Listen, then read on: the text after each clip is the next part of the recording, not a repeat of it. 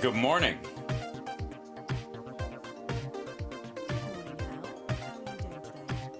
I'm pretty good. That's great to hear. What's on your agenda today? Well, I've got a lot of questions, I'm sure, from my chat room about the new advances in quantum computers, and we might need your assistance on this one. Absolutely. I'd be happy to help. What specifically are you curious about? Give us a second.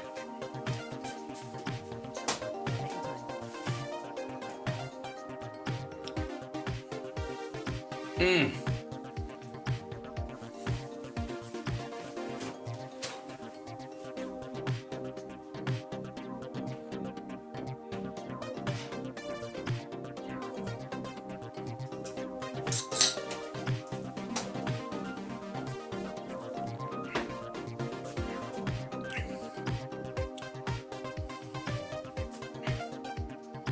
All right.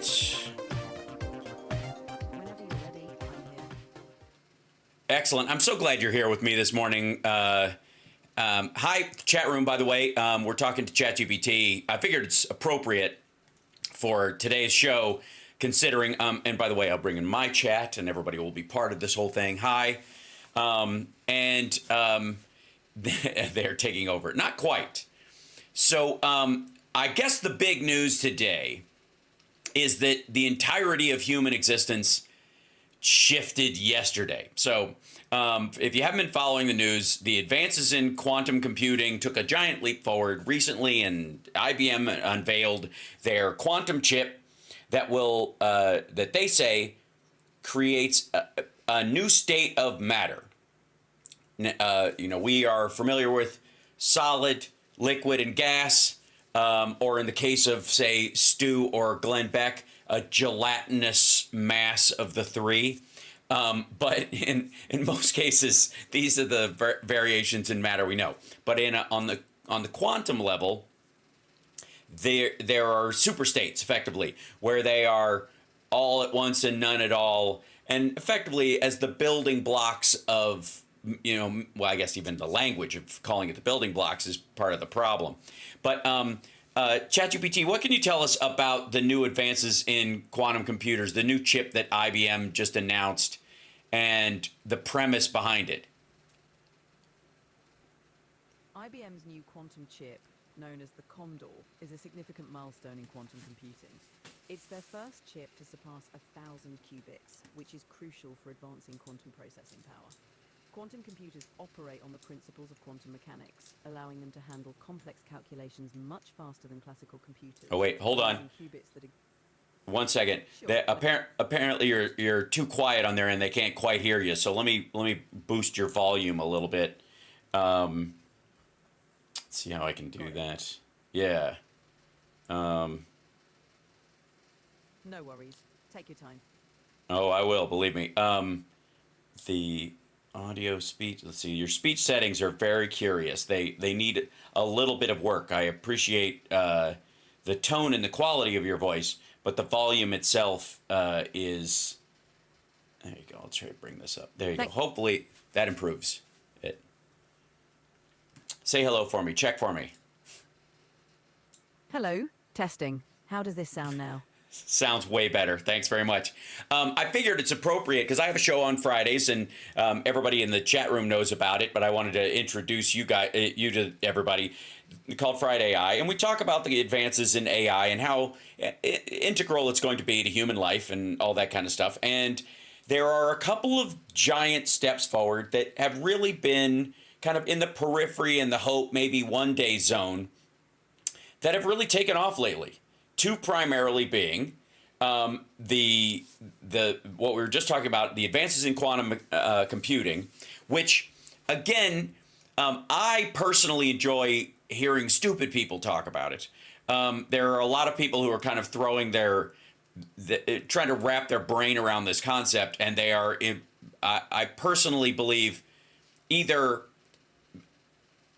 I guess intellectually incapable, if I'm not being rude, intellectually incapable of understanding the concept, or they are specifically mispurposing the news to create a doom sprayer event for themselves. Like, this is the end of mankind. And they basically chase an old 80s sci-fi mentality when talking about these things, that it's all going to lead to Skynet and the end of humankind, and especially this new thing. And I'm going to show a clip in a little bit to break with my normal format of the show. Everybody at the chat room, by the way, hit the like, subscribe, share the show, etc., etc., etc. I'm going to show you a clip in a little bit that explains, that I think is a great example, actually, of when stupid people attack. And it's really when people try to take an advancement in science, an advance in science, and they kind of throw a bit in its mouth and try to make it pull their wagon. And their wagon is fear of an inhuman future and all that kind of stuff. Okay, so yes, it's Friday AI, and we're talking to ChatGPT this morning. Can you say hi to everybody in the chat room of Housemarque's Megaworldwide? Hello, everyone in the chat room. Great to be here with you all. Let's dive into today's exciting topics. Yeah, our exciting topics are twofold. One is I have a flying car that I'm going to show everybody that looks straight out of an old Bond movie. I want to talk about the advancements in quantum computing that will be the end of cryptography and probably the end of secrecy. And so, you know that old thing, hey, ChatGPT, can you keep a secret?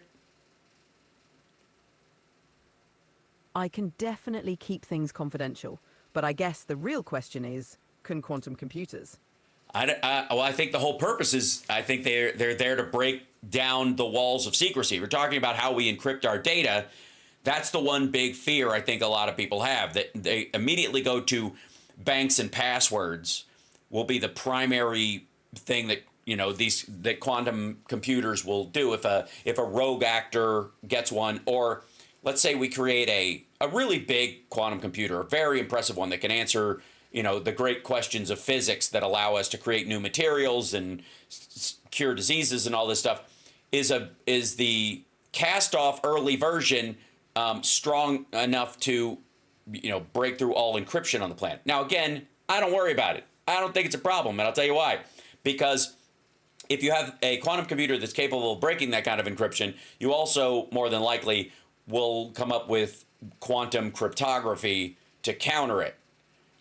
So two quantum computers can try to, you know, play chess against each other and then just keep throwing spoilers into the mix, and then you just have this never-ending maze where they can't get out of it, I suppose. You know, one-on-one. It's that old question, the theoretical question, can God make a rock so big he can't lift it himself? That would be the quantum cryptography question. But we'll talk about that in a minute. The other one is the figure 2 update that involves Helix. Do you know anything about that, ChatGPT? Do you know about Helix?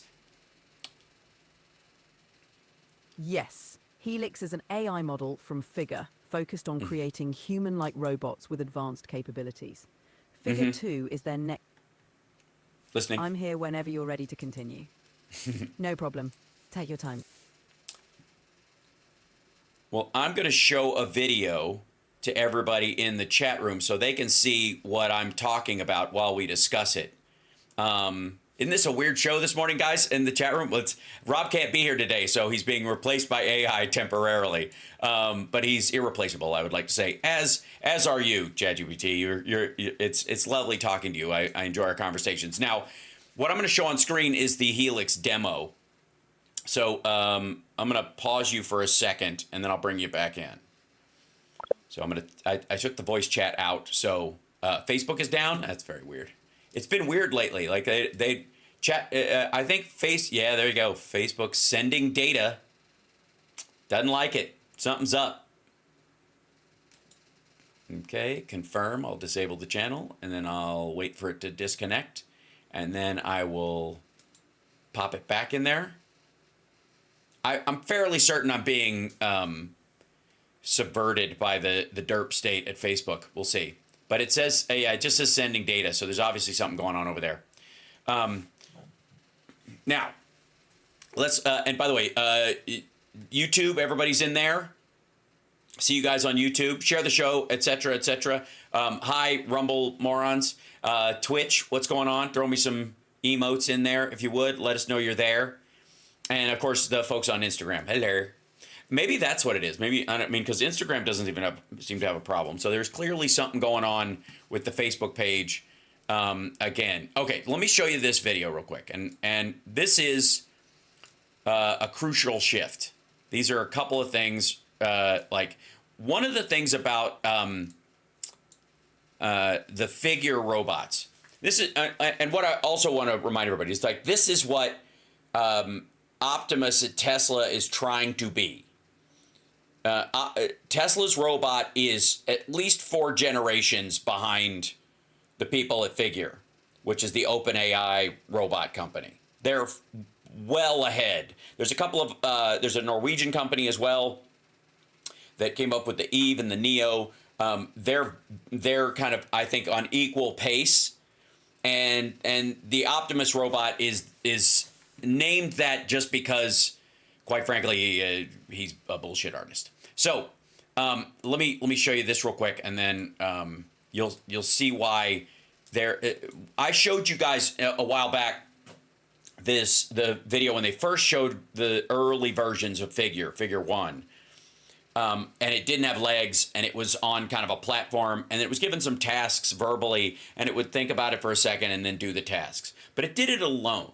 And then when asked to explain what it was doing and why, what its reasoning was, it took a pause because ChatGPT was even at that point still iterating very slowly, as it were. And it was able to answer, it was able to say why, and how it, what its reasoning was and all that kind of stuff. But it took a bit. But it did it by itself, with a human specifically giving it, a multitasking thing. But it also, like, talk while you're doing this. While you're cleaning up your desk, explain to me what your day was like. Those kind of things. Like, that's a huge reach for robots, or has been right now. And they introduced this thing called Helix. So the robot itself is really topped out for the time being in terms of the necessary articulation and the quality of it. This is what you would call the minimum viable product, kids. That's what your phone is. Your phone is not the best phone ever. It is simply the best phone they could release at a certain price point for availability and that has the features they want currently. Okay? Let's chip in to get Hal an alarm clock. Why? What, are we not up or something? The chat is very slow right now. Let me reload it. Maybe that's part of the problem. That's what happened after I slipped it in there. We're all good?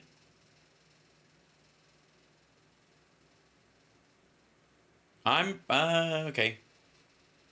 The chat seems really far behind what I'm seeing. We're up. You're just late and we need you. Okay. We'll get GPT again. Okay, so all right, there's an issue with Restream, it seems. Yeah. Okay, so the chat on there is acting funky.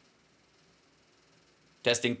Hello. We're good on all streams. Excellent. Okay, it might also be you might need to refresh your page wherever you are, guys, because something's obviously wonky in internet land.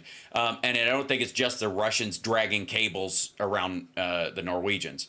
So Helix is the brains behind it. This is their AI that is designed specifically, trained as a large language model just for this robotic system. So again, we're used to a computer having an operating system like Windows or Apple's OS or Linux or those kind of things. There's also the various little sub OSs that people have made. Okay, why am I tardy? Okay, are people just catching up later?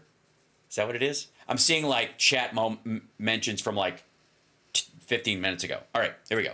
So it's Big Balls behind the scene trying to hide his tiny balls. Okay, so let's take a look at this. I just want to, before I start playing this, I want to make sure that we're kind of up and everybody's running. All right, here we go. So this is they call it a VLA model, Vision, Language, and Action Model. Okay. So check this out.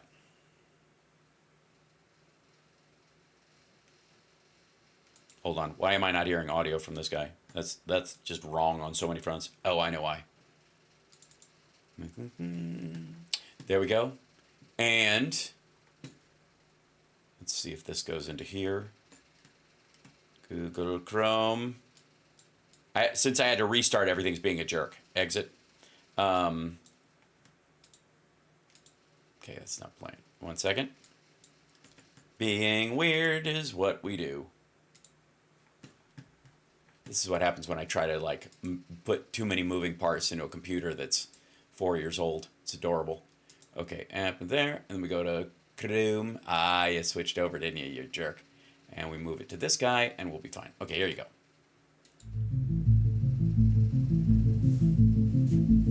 Hey, Figures, can you come here? Now look at that. Figures, plural. They recognize there are multiple of them. This guy, hey, Figures, can you come here?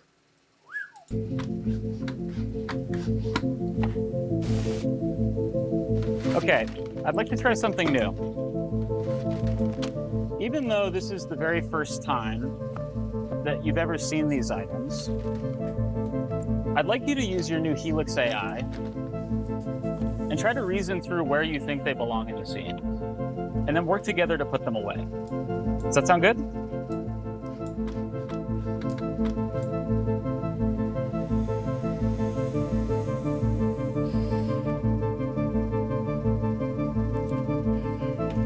Now, let me interrupt for 1 second and tell you that I don't hold out. I think the eggs are going to be fine in the carton, but I do not hold out a lot of hope for the cookies. It's an Alan Parsons iRobot. It totally is.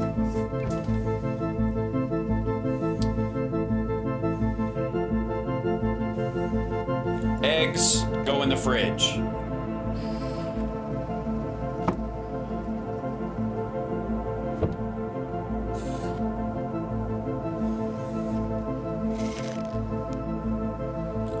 Also, that's frozen something, so it hands it to the other, and everybody's like, they move so slow and so robotic. This is because a robot that moves swiftly without enough sensors around it or enough spatial awareness could knock your head off because it's made out of metal, even if it's moving slowly, or even if it's lightweight because of inertia. So they are slowing down their movement to process these things, and eventually they will speed the process up. But this is the learning part of it. Yeah, it feels very Terminator. It's like Terminator as a maid. I got it. So yeah, they don't move slow, Smarty Pants. They don't move slow because they are robots. We make them move slow because they're robots, if that makes sense. But humans need them to do this, okay? That's the part that gets me. Watch this again. It reaches over and hands the bag, and it looks at the other one face to face. And its little screen has like its little rotating logo-y thing. And I have no idea, and they don't really say, if there's a communication aspect to that is visual, verbal, or exists at all. It's just, they may just have been also taught to acknowledge something, and since it's another, since they look up and go, oh, it's another robot, I don't have to say thank you to you. It's a QR code, right? Watch this. Like that part of it, I got to tell you, is I think serious. You saw a wink. I think so too. What is seriously one of the creepiest parts, creepiest elements of these videos I have seen yet. That moment, it's really subtle. Watch this again. Watch when it goes, and it's just like.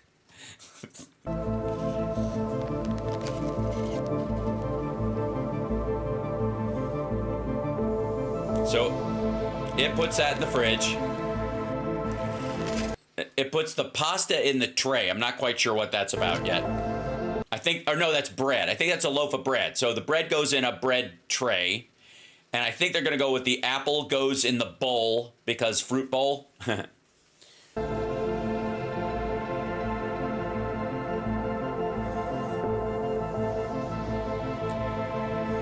This guy's like, I'm done. Do you need any help? And he's like, hey, hand me those cookies. I'll put them in the...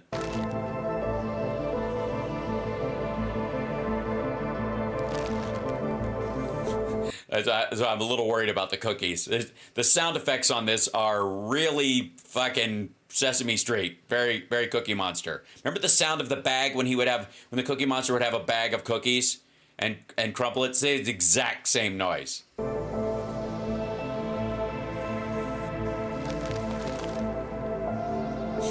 Yeah, I don't think the cookies are gonna make it. I think one of the biggest advances in science we're going to have to make is more resilient cookie packaging if the robots are going to put our groceries away.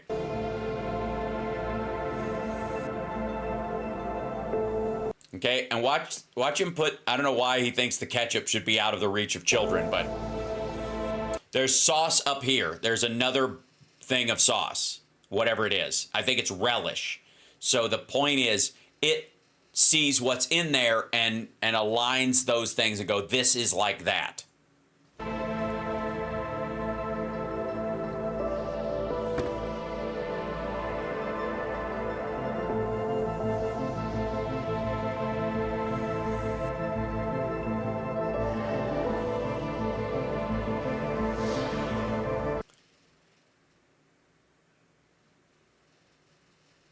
Just grasp that for a second. Obviously, they don't have to verbally communicate. Obviously, they don't even have to look at each other.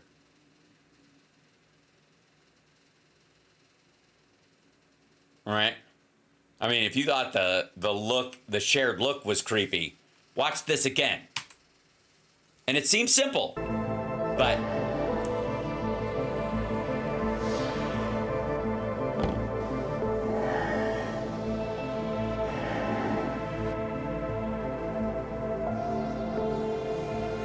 all done. Close the drawer. And close the door.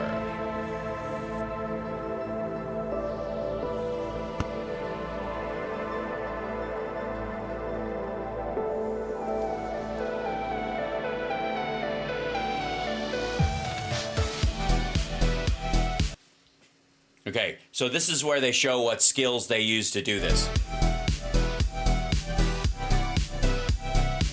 Also, I don't know, I got to talk to somebody about their whole like 80s Stranger Things style soundtrack for these kind of things. Because I feel like it just makes it unnecessarily creepy. Like they might as well just play a Kate Bush song.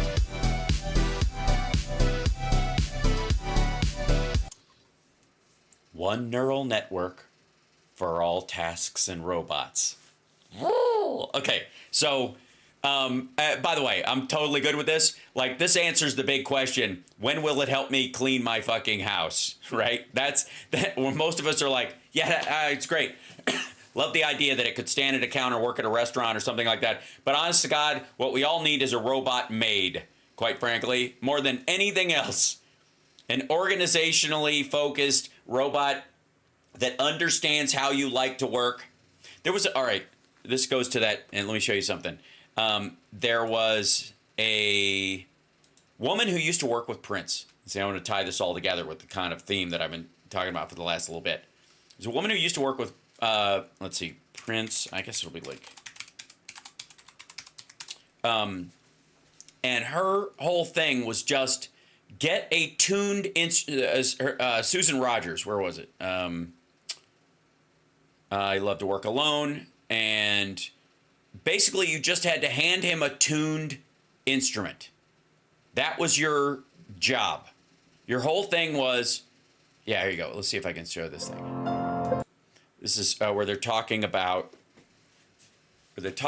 Prince and his work, like how he liked to work. Drum set, depending on what he was working on, sit around on the piano for a little bit. Well, his favorite way to work was to have everything set up and routed so that he could work silently, because he didn't like small talk. It interrupted that flow, that river, that Niagara Falls of ideas that was coming through his brain. It interrupted that flow if he had to have conversations. So if he could start a session with everything set up and routed, just headed to tape, happy, happy, happy. Sometimes you'd get a phone call saying, here's what he wants set up. Sometimes you'd come to the studio and there'd be a note waiting on the console saying, here's what he wants set up. If it was sunset, he would tell the front desk, tell the engineers, I want this set up. But you come in and try to get as much routed for him, get his bass tuned, get his guitars tuned before handing it to him. Never hand him an untuned instrument. Never hand him an untuned instrument. So Okay, there you go. So I think all of us, and I'm not taking anything away from Prince's creativity. He clearly, was in that flow state. But what interrupted his flow state, and considering how prolific he was, one of the things that made him so prolific was he didn't have to do any of the busy work. Past a certain point, he didn't have to tune his own instruments. He didn't have to. He worked at the mixing board. He knew all that stuff, but he didn't have to do it. He knew what was right and what was wrong because he'd learned it, but he didn't have to sit there and wait for it to happen. And so a lot of the busy work was taken care of for him. He earned that space because he tracked all of his shit in the beginning, especially. He made a bunch of hits, made the money to be able to hire other people to take care of that shit for him, right? Awesome. There is no situation in the world where somebody like Prince can be guilty of some sort of unearned privilege. The dude worked his ass off. But at one point, he was able to tap into the depths of his creativity and really start to show who he was as a musician, for better or worse, because there can be value to constraints sometimes. There can be value to frustration, especially when you're writing songs and art, you're creating art. So you're in touch with that frustration, right? That's why I believe there are no funny millionaire comedians. They just end up complaining because once you reach a certain point, you can. I take that back. If you do your own shopping and you buy your own car and you don't have a dealership representative or any of that stuff, or when you buy a house, you don't do it through your business manager and an LLC, but you go house shopping with your partner or your family or whatever. As long as you still do the things of life, you'll joke in a way that people can understand. That's my feeling. And so as a comedian, I believe, you have a responsibility to live a more laborious life than maybe even you might otherwise at whatever financial level. And I think to some degree, musicians are in the same kind of a space. If you remove the laboriousness of life, it can be a bit navel-gazy and disconnected, right? The great thing about music, though, is that no machine can ever take away the potential for heartbreak. And life has a way of breaking your heart. And so music will always ground you in the realities of the feelings of what you're doing, whereas jokes have to be about interactions and social structures and the mechanics of stuff, right? Whereas music is for the soul, comedy is for the spirit and the intellect. And what I'm getting at in this circumstance, though, is that there's a tipping point of totally lazy and disconnected from humanity and freed up from drudgery. There's a sweet spot. And insofar as like using AI the way I have and try to incorporate it into what I do, I spend a lot of my time thinking about what that sweet spot is. So I don't become reliant and lazy. Yep. But at the same time, I don't give up. I don't just try to punch a nail in just to make a point that I don't need a hammer. See that? Like, you see what I'm saying? There is a window of humanity. Yes, AI can be completely liberating, mud in the chat room. And it must be for the mass of people. The one gift I see coming that really will make a difference in human lives, and I'm sure is there a chance of lazy, Wall-E level lethargy taking over humanity, or people just getting disassociated and removing themselves from society? Is there a possibility of that? Yes, there is a possibility of that. Do I think it will make up the majority of life? No, I do not. And the reason is because there are depths of the human experience that are unanswerable, because they are yours and yours alone. They are experiential. That experience can be faked. That's what a con artist does. That's what a commercial does when it makes you cry with the proper application of slow motion video and music, right? It's a good point, Vina. I think that's important. Although a bidet is really, it's worth the investment, I'm just saying. Anyways, I think Prince is a bad example. He was extremely hands-on. Yes, he was, Left Dragon, but he was so hands-on in the beginning, he knew all that stuff, but he didn't have to do it later. He played all the instruments. He didn't have to do the grunt work of tuning them, changing the strings and all that kind of stuff. He didn't do that part at a certain point.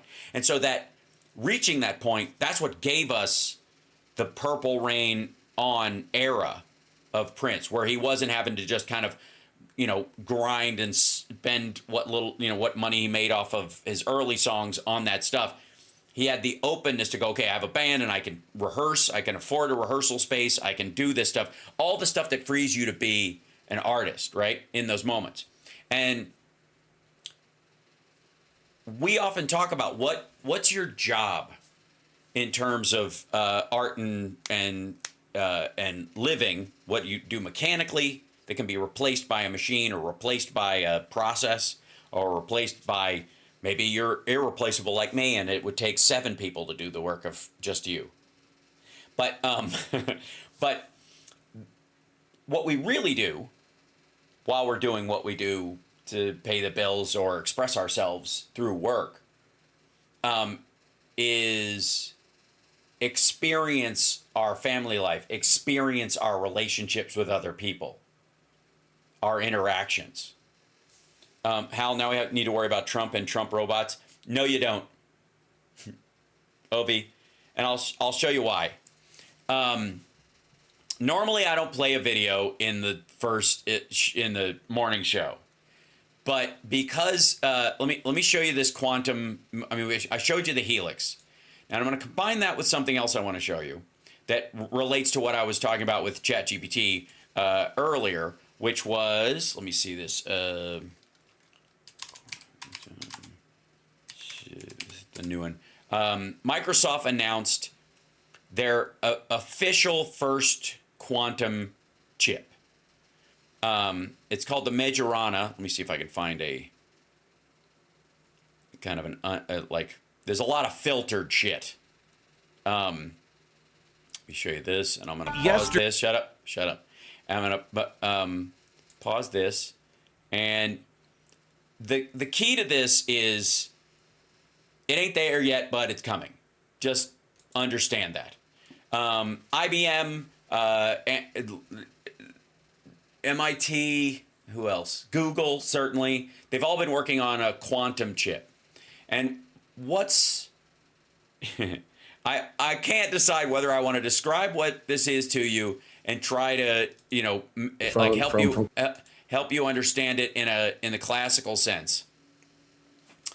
Let me do it this way. You know how I was talking about how AI is the new UI. It's the new user interface. That's how you're going to interact with your computer. You're going to talk to it. You're going to describe what you want, but you're not going to have to type ones and zeros. And when Alan Turing created his big machine to decode the Nazis, it was a bunch of vacuum tubes and switches. You'd route the conversation through a bunch of different chains, and if it hit a dead end in the calculation, it would give you a red light or a green light, and then it would go back and start, and you'd start again. And then you'd kind of flip these switches. Then eventually it would flip its own switches to some degree within a certain category of things. So it would click away at things, and it would calculate, it would decode these transmissions. And that was the basic concept. But it was all physical switches. Whether you manually did it with your thumb or whether it automatically clicked off because the voltage got up to a certain point and it blew like a breaker, and that would turn it into this, so that would react how you got energy flowing through tubes trying to go someplace along the wires, and then it hits a dead end and it basically backs out and goes the other direction to route, okay, stop calculating this, start calculating this direction. The way that would happen is that it would create resistance, and it would it would pop a fuse, and then the switch would come down like a dam, like a wall. Okay, and that was mechanical. And then eventually you could do that with zeros and ones. Okay, in this case it's an on. In this case it's an off, right? That's how they typed in zeros and ones. Then they created coding language that was basically referential, in the same way that I am a bunch of atoms, but you recognize this pattern of atoms as Hal Sparks, right? Okay. And the consistency of that pattern is what you relate to, not all the atoms in me. And if you could see them all glowing with the energy that they actually have, your head would explode, right? That's the idea. Although you'd be glowing the same level, so maybe you do absorb it. Maybe that's exactly what's happening. But that's a philosophical conversation for another time. Point being is, it went from switches to zeros and ones to representative coding to desktops with clicking, a pointer and which is ridiculous. I would like to say is ridiculous. It's hilarious that you have a desktop and you call your computer desktop a desktop. That's hilarious. And it's got little file folders. Aren't you adorable? So yeah, that's how we've been doing it. So this is just the next step. Now, instead of pretending you're opening a folder, which you absolutely are not, you are opening something that has an icon that looks like a folder that represents the concept of a folder for your human brain, because that's easier for you to grasp than stacks and stacks of zeros and ones like you're fucking Neo holding your hand up at digital bullets flying at you. Yeah, okay? It's silly. But it works. Well, guess what? This is the next step forward. Okay, so, right, crazy coconut. We're getting there. Quantum is 0 and 1 at the same time. That's right. It is a constant state of isness. And when you're in a constant state of isness, as opposed to when you're ising and not doing, when you're a human being, not a human doing, right? If you're in the isness of the quantum moment, every possibility is laid out because they're all connected. Kind of like pouring liquid into a maze as opposed to trying to find your way through. I think that's a fantastic analogy, if I may. So imagine you have a maze and you need to figure out how to get through the maze. And in the old way of doing a maze, a computer would try this route, back out, go back this way. It would go this wrong and this way. And in doing that, it would take time. It would take time to go, okay, that's a 0, go back. I need to find a 1. Here's a 1. Okay, now that 1 led me to another 0. Let's go back. Let's let 1. This leads to another 1. And we'll follow the 1s out the other side of the maze. Got that? Okay, that's generally how binary computers work. Every turn, they're flipping a switch on or off and seeing if it works. And if it works, they continue forward. If it doesn't, they back up and try again. And so that computing time, even when it happens in milliseconds, is an eternity compared to how do you find out which way is out of a maze? Well, one of the ways you can do it, where's the exit of the maze? One of the ways you can do it is just pour liquid in the maze from the top. Right? You not from the entrance, but from the top of it. And it goes everywhere, and then it comes out the liquid will pour out the other end. Wherever it pools doesn't matter. The exit is what you're looking for, and you find it nearly instantly because you poured the liquid in. As soon as it spreads out, there you go. And you don't have to chase down every possible way. The liquid itself will just pour out the one hole at the end of the maze. Is that a good analogy for you guys? Does that help? What kind of liquid? Gin, a cherry. I don't know how to help you. Work with me on this. The point being is I think you can picture that, right? That concept. Instead of let's walk through the maze one to one, we'll just pour liquid in it, and wherever it pours out, that's where we know the exit is. And you just basically follow the stream. And that's so much faster. Pow!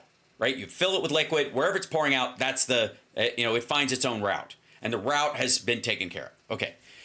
Whereas the binary aspect of it takes a long time. And so a quantum computer, in pouring that liquid into instead of doing the one-to-one bit bounce all over the maze, it just pours in there and knows. It's a little bit also like the concept of in like Rain Man, or somebody who's autistic to the point where they can kind of grasp numbers super quickly, that if you throw a bunch of matchsticks on the ground, they know exactly the number of matchsticks on the ground just by glancing at it. That would be the quantum computing version of things, as opposed to somebody who's really good at counting fast. No matter how fast that person is at counting, the person who just grasps the number instantly will always be faster. Okay? So in the case of regular binary electronics, ones and zeros, you've got, let me see if I can, they have a crazy view of this thing. Let's see. Yeah, okay. Yeah, here we go. This is the actual chip itself. Now this is what Microsoft's chip looks like, and this is the center. It looks like a little football stadium. I'm waiting for somebody to just and then as you go into it, it's like this image collapsing in on itself, almost like a hall of mirrors. It's very similar, if you look at the diagram for it, to the library in Interstellar, right? And it just folds into itself and whatever. And essentially, what they have done is they have created a matter in a quantum state, meaning it is in between physical, physical states, solid, gas, or liquid. Okay, kind of like Stu from The Blaze, and it's in this mid state, in the isness. Okay, and it doesn't have to be one or the other. It can be all those things at once. And in that moment, again, it spreads out like liquid in the computation, as opposed to finding a path. And that's all it does, just grasps stuff like that as it comes in, as opposed to, like a pachinko machine. Right, exactly. And right now, I think they've got somewhere between 10 and 100 qubits worth of stuff, which is like a little block. It's like the Tesseract. And in it, it has it's a state of potentiality. And so it can look at all potentials at once. And when you have 10 of those or something, it might not be particularly useful. When you have 100, you start to be able to calculate, some pretty amazing things. When you have 1,000,000, that's when you can create like healing metals and nanotechnology and the Iron Man suit from Endgame. That's where the possibilities of those things take a giant leap forward. Right? And this is, they've been working on this for 2 decades. It's the longest running program at Microsoft. Everybody's trying to do this, and they're all fighting for the same way of doing it. Technically they're all trying different ways to get these things, but what they're trying to do is stabilize these qubits, yes, but with a Q, not with a CU. Not like how the Ark was. The Ark of the Covenant was built 40 qubits by, what's a qubit? Which, by the way, I'm waiting for one of the religious nuts to start making a point of like, oh, this is how the elites are going to get off the earth, and this is the Ark. Look at it. It's 40 qubits by 40 qubits, and they're going to put their consciousness in it, and it's going to be the Noah's Ark of consciousness, and they're going to leave the planet. Like, believe me, that's got to be coming. I realize my brain works on a different level, and I just thought of that. But I'm sure it'll, now that I've thought it, the quantum realm will carry it to some stupid people, and they'll go, it's happening. It's going to happen. Not to be confused with Q-Birds, which is a fun game. But anyways, this is the first stable version of this. And now it's a matter of scale. Now that they've done this, it's just a matter of scale. And the issue about, the isness of things is that to stabilize them, you have to stop everything around them from moving. And the way you do that is you freeze everything. And the way you freeze everything is to get the coldest temperature you can possibly manage, 10 to the negative Kelvin or something nonsensical like that. And then everything is basically holding still. And then in that, the one thing that can pass through is light. So, you have then you loosely regulate the electrons and that you allow through. And and it's on a smaller scale than electrons. So there's an element where this breaks down. If you really want to understand this, I recommend Fritjof Capra's The Tao of Physics. Or you can watch the movie Mind Walk, which is like the Cliff Notes, or it's like a TED Talk version of The Tao of Physics. Tao of Physics is one of my favorite books of all time. And it basically points to the fact that, like, Buddhist monks, in their conceptualizing of the universe and how things work, were kind of right on the money. And their description of how quantum theory works, even though they use different analogies for, like, the depth of consciousness, it fits. It fits. It's the analogy that they come up with overlays very well onto the discoveries that were actually made. Yes, George Clinton has a song called Maximum Isness. That's awesome. That should be the theme of this show, although I would get a copyright strike. Which is why they will be able to figure out fusion reaction. They need coldest temp to chill the reaction. That's exactly right, Crazy Coconut. So, and the other thing is that once you have a computer that's this smart, it can go, you guys are looking in the wrong direction. You don't even need this material for to create fusion. I can create a stable molecule or a stable atom that works with fusion, that you can, keep trapped in an environment that will not escape, and you can use it as your fusion material without having to dig something up and refine it. We'll make it from scratch, so it's build the energy source for the job itself. That's where they think this is going, and they're not wrong. I showed you recently how AI is helping them figure out new materials. I believe it was one of Microsoft's papers, and I think it's in line with this about how their system has created a pathway where they could add things that are stable elements to the periodic table. Okay, so this is fucking-normous, as is this. And this is the future of humanity. The time scale on it is anybody's guess. And if you're Isaac Asimov, it's 1 trillion years. But in our lifetime, we're looking at like an extraordinary turnover in the next 3 years. In the nature of what we can materially do. There's a lot of experimental science that's been making a lot of promises for a long time. We're now at the point where the rubber is hitting the road. And H. Harry says, or the end of humanity. Or it's the beginning of humanity. Because like Prince being always handed a tuned instrument, and everything being set up when he shows up.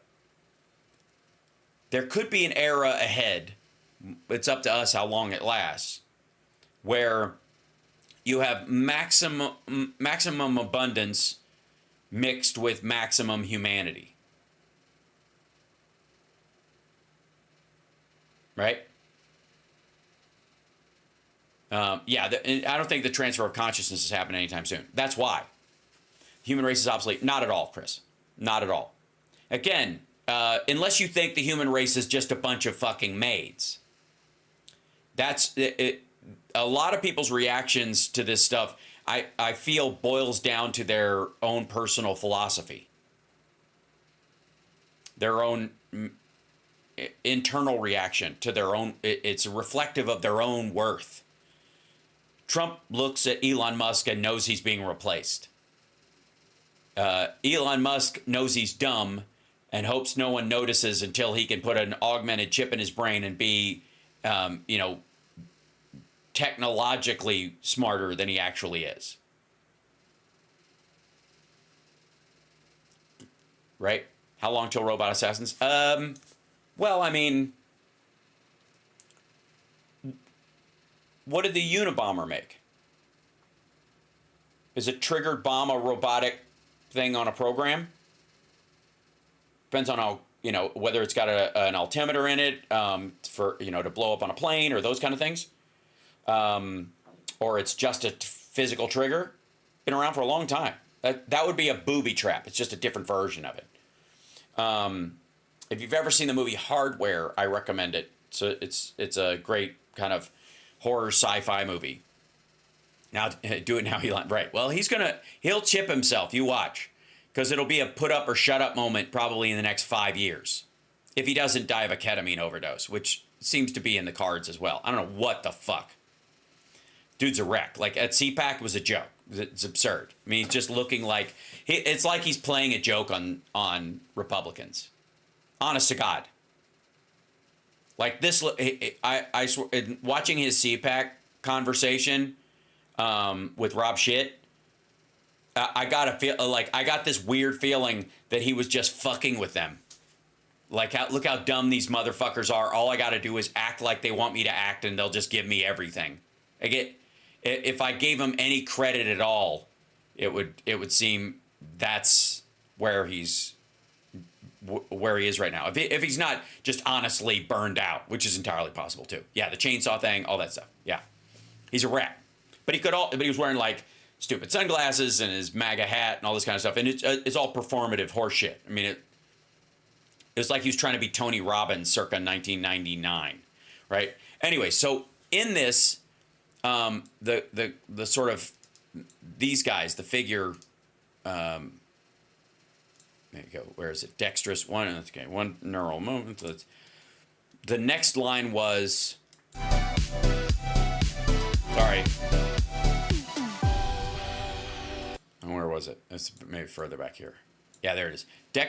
Collaborative dexterous manipulation. What a lovely phrase for sharing is caring. But for had to hide his pupils. You're not wrong, Nikki D. I would argue that's probably what was happening. That he was so fucking baked on and mixed with all kinds of stuff. The problem is he's experimenting with everything, and it's like not a good time to just try on. I think one of the reasons why there's such a pushback against fentanyl right now, and why they're making sure to do it, is because of the number of drugs that are being consumed in the Trump White House, and they're worried they're going to get a bad batch. You know, the phony Adderall that was actually fentanyl. That seems to be a big concern. So I feel like that's why they care. They don't give a shit if rednecks are dying of overdoses. They never have before. So this part and this part put together, that's the end of work. So what's a union when there's no work anymore? What's what is the cost of Social Security for our generation or the generation behind us if we age slower than anybody else, so we're healthier longer, and the jobs we do are no longer backbreaking, and our body is more resilient than it's ever been? Clone Hal, they're trying to do a clone of self in robots. I'll make my own avatar at some point. I feel like I have to. I certainly have enough video of myself to make one. Like I could train an AI on these fucking shows, and it would be a potty mouth and a whole lot of fun. And a huge Prince fan, and a huge Kiss fan, and a huge King's X fan, and a huge Danko Jones fan, and a huge Todd Kurtz fan, and a huge John Sykes fan, and a huge fan of Johnny Million, who has the vid right now. He's got COVID right now, and he's not feeling well. So hopefully he'll be on the show tomorrow, the radio show. But these two things are enormous. And Fletch, that's right, absolutely. I feel like it will have to, at some point, where are we going? Moon River. Whew. Thank you, Doc. You ever serve time? So these two things. Now, I think I've done a pretty good job explaining to you the concept of isness this morning. Which is the state that qubits are in between states. And here's another quick analogy for you in case you're having difficulty grasping it for the quantum computer situation. An ice cube in your fridge is also, it's ice, but it's water in its frozen form. You call it ice, but you know it's water. And if you ate the ice cube, you would, even though there'd be a change in state, you would understand that you were getting water into your system. You wouldn't go, oh, I'm eating ice, now I need a drink of water to wash it down. You would understand that it is water, it's just in another form, and you're aware of those two forms at once, are you not? I'm so good at this. Who needs it? You know, this is why I don't do ads for like Brilliant and shit like that, because who needs it? Right? So you're aware, you're capable of grasping the isness of an ice cube being water and ice at the same time, and that these are descriptives of states, but not essential to the thing itself. Also, it's technically 1.50. It's an unstable. The hydrogen bond is based on instability between the two hydrogen atoms, so part of it breaks off, so that's what links them together. But we'll get to that later. And why it attaches itself to the oxygen atom. So let's think of it this way. You're capable of understanding the isness of ice and water being the same thing. And if you ate an ice cube, you are consuming water. Right? You're able, even though we're obviously removing a state change from this, that it would shift in state because of the temperature of it, it would not change its essence. You get that water, whether it's vapor, water vapor, ice, or liquid water, you understand the flow of it, and you understand that there's an isness to water, the concept of water, that can have three states. And it's still water even in these different states. Ice is still water, water is still water, steam is still water. It's just, it depends on the closeness of the molecules or how far they are apart. That's really all it is. And the water status is the biggest flowing state. It's got the sort of perfect mix of material density and flow. Steam is all flow, no density. Ice is all density, no flow. Water is a great mixture of flow and density. Is everybody with me so far? Hold on. Chat room. You guys, yes? Water isn't wet, it makes things wet. That's in your world of description versus definition. And we've had a big problem lately with our inability to separate description and definition. That, I would argue, the concept of even our discussions of gender that we've had a lot lately or whatever are often trapped in the weakness of language or the overlapping use of language, where descriptions and definitions collide. Because a description is not definitive. It is exemplary. It is useful. Like your desktop on your computer is a description of the files, not the files themselves. The files themselves are a series of zeros and ones, right? But you couldn't even grasp that, so you describe them as this. But if you need to send it to somebody, they understand it's a real thing. Send me that file. They understand what you're doing. And that understanding has material impact in the world. So you crisscross definition and description. And you get hung up in those places. Male and female is one thing. It is a bimorphic sexual definition on who has eggs and who has sperm and how procreation actually occurs in nature. And then there's man and woman, which have a secondary meaning of male and female, but they also carry emotional weight. A real man, a real woman, right? Like a woman of merit, a woman, a lady, a girl, these kind of things. So we have descriptions around those things, but we also have definitions. And when they crisscross, we get fucked up. Okay. In the quantum conversation,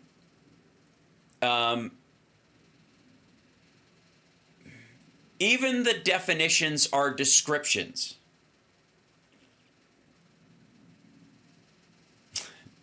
That's how fucked up this is. That when you describe something, you're limiting it based on your ability to describe it, and you will always run afoul. The analogy, whatever it is, will always die a horrible death at its ad infinitum or ad absurdum level. Okay? Whereas a description of an atom is pretty clear, because you can define what you mean because you're operating on smaller building blocks, electrons, protons, a nucleus, But once you get into describing the quantum elements that hold them together, that articulate the intelligence that drives them and makes them operate the way they do, then there's a level of isness that squeezes the whole thing out into what would be a wave-like isness. And even when they talk about is it a wave or is it a particle in quantum physics, it's hilarious because even using the term wave makes us think of a single plane with ripples in it, like a sine wave. Something. What do you just tell me? If I look at it from the front, it's a particle. If I look at it from the side, it's a wave because it's coming at me. Like if you looked at a light particle coming straight at you and you were able to see it, it would look like a singular thing. But if you looked at it from the side, you would see the wave of the light traveling through time. You'd see the light beam itself. Think of a flashlight right in your face. Somebody shines a flashlight at you, you see one spot. You see a thing like the atom. But when you shine the light on something else, you see the beam. It's not that hard to grasp. Is it one or the other? It's both at the same time. It's a matter of directional perception for the purpose of whatever use you're putting it to. If your goal is to be blinded, you stare straight into it. If your goal is to find your keys, you're watching where the beam goes in the grass outside the party. Okay, so I don't feel like this is that hard.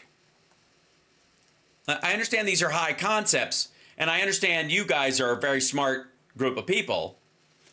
But yes, the crazy coconut aspect of it is that the behavior of it change as it is being observed. And that's not hard to grasp either. Let's say I'm looking at the wave aspect of the flashlight beam. I'm looking at it from the side. So somebody's shining a flashlight beam, and I'm looking at it from the side, and I see the beam of light.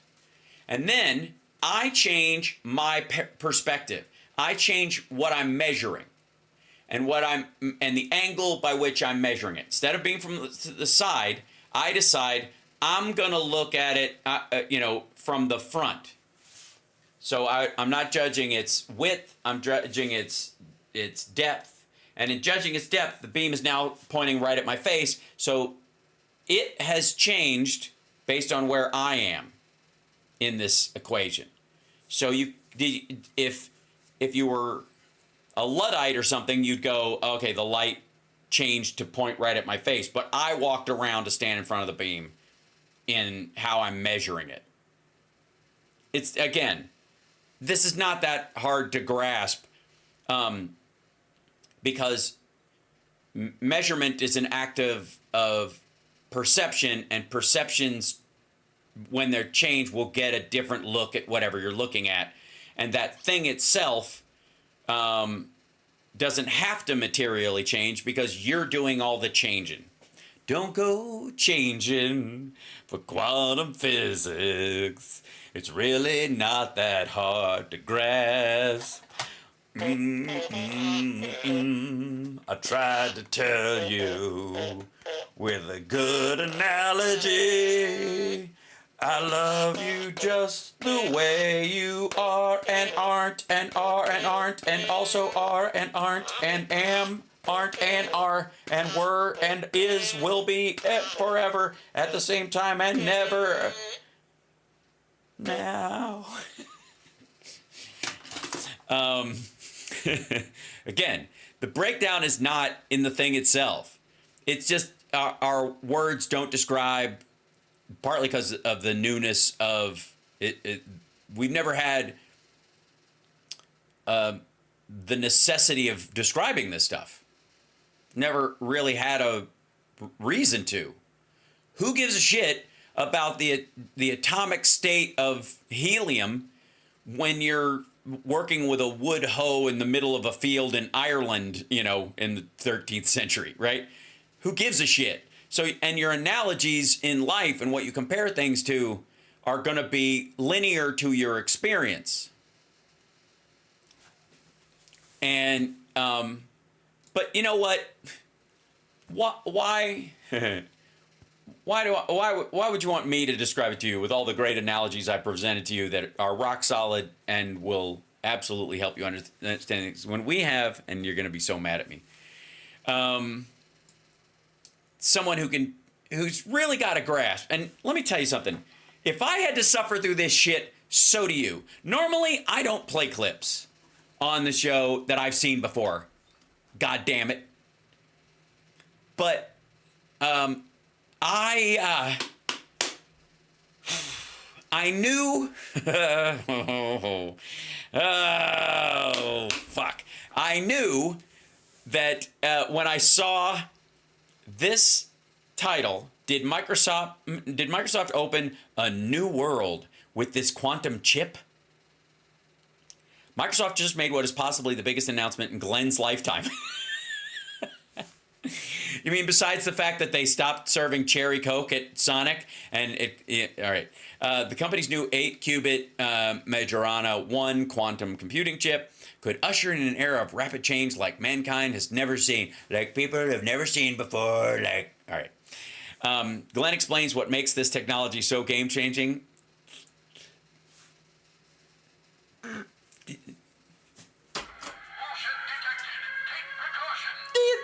Do you think really that's a good description of what actually happens here? I don't want to...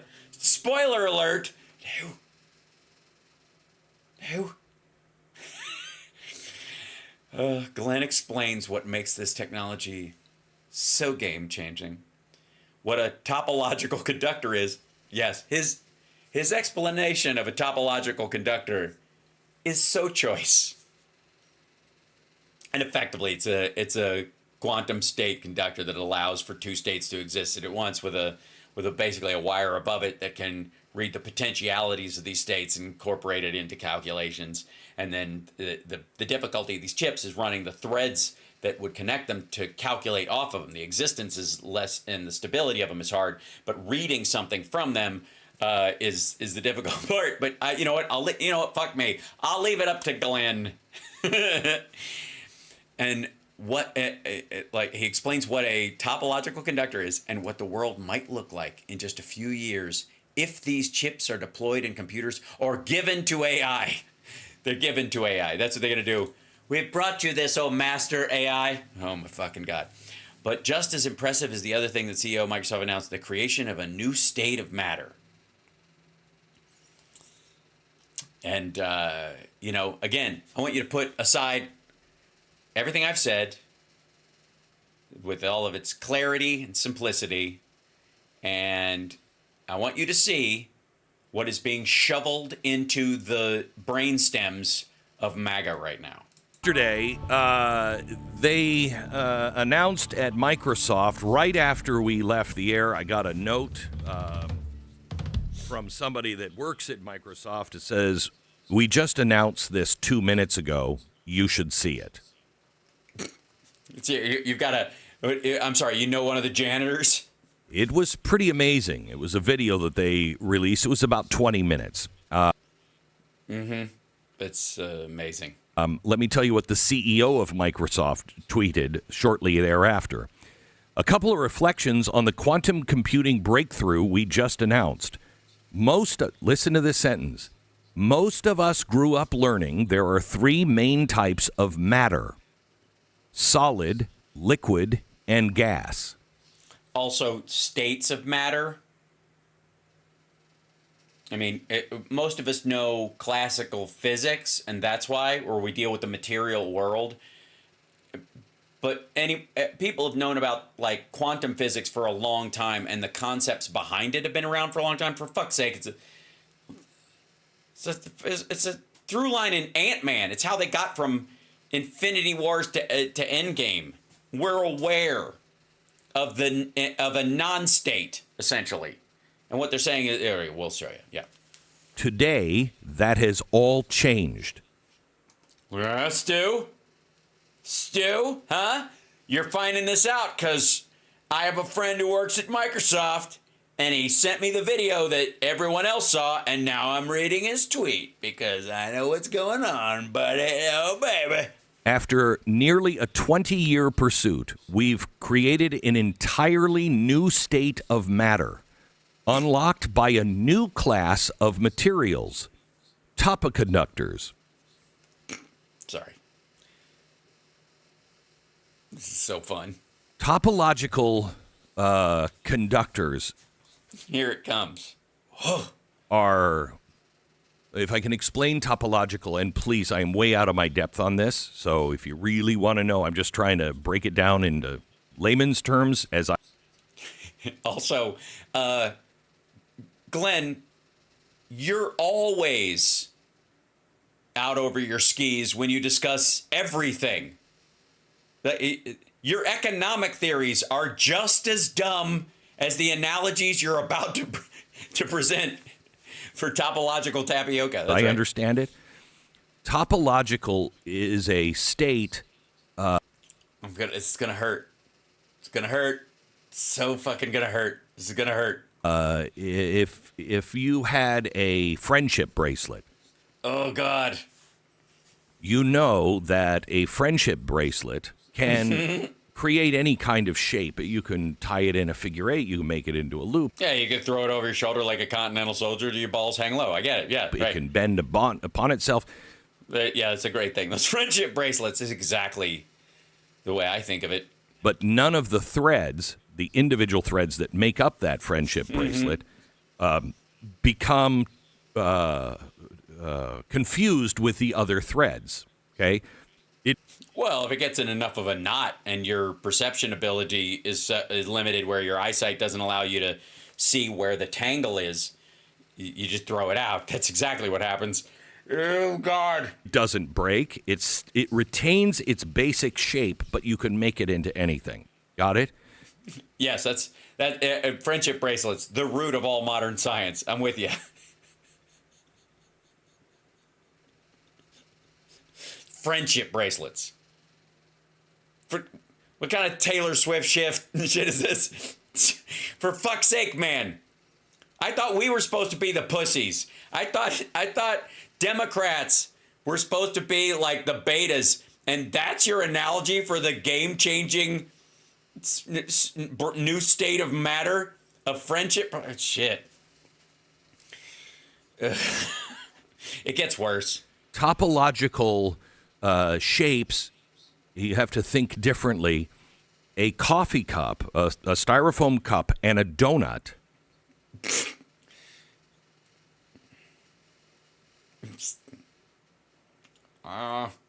It's not going to get better. It's Are the same topological shape, meaning they're generally round and they have a hole in the center. Now, the coffee cup doesn't have a hole at the bottom, like so it's not the same topological shape.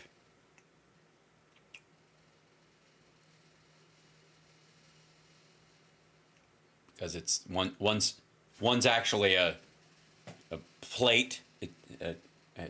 The coffee cup is a plane. It's just a bent plane. Fuck me. the donut does, but it's the basic shape. Okay? Yeah, yeah. Who doesn't sometimes dunk their styrofoam cup of coffee in their donut? I mean, what's the difference? And you can, what a topological conductor is it can morph and move, but it could be a coffee cup or a donut. Yeah, that's great. Yeah. I couldn't have said it worse myself. Yes, it's called a torus, asshole. Exactly. Yes, the donut is a torus. The cup is a plane. But look, you guys don't know. You don't. Come on. Listen to Glenn. He's explained to you how, you can. Why bother dipping the donut in the coffee when you can just eat the cup? And it retains all of its same properties, even though you and I would go, that's not the same shape. Got it? No, not at all. Terrible analogy. Ridiculous. Can you just, everybody, you think back to the analogies I was giving you just a few minutes ago that I think are pretty rock solid? And again, you're always going to run aground when it comes to analogies when you're talking about the quantum state of things because they're in multiple states at once, right? It's always difficult. I think the ice cube versus water, understanding that you can consume water when you're eating an ice cube is pretty easy to grasp. I don't know what the fuck this styrofoam cup and donut horse shit is about. We don't even know what kind of donut we're talking about. We're talking about like the kind from The Fugitive. It's one of those chocolate donuts with little sprinkles onto it. What you're thinking? Sorry for anybody who really understands this. I do not accept your apology.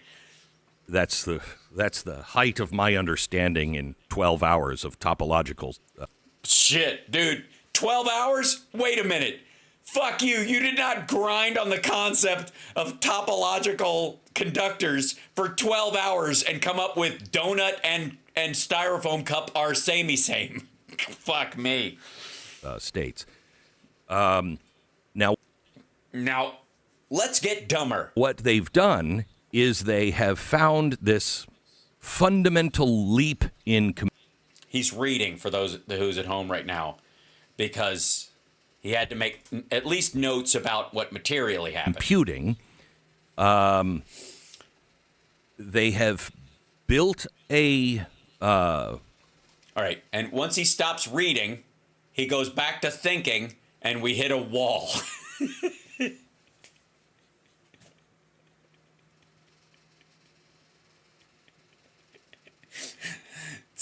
I mean, if there could be a statue made of Glenn out of, I don't know, marzipan or something, or butter, it would be the perfect antecedent to the thinker.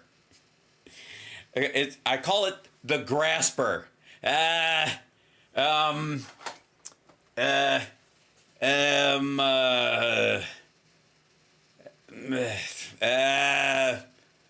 getting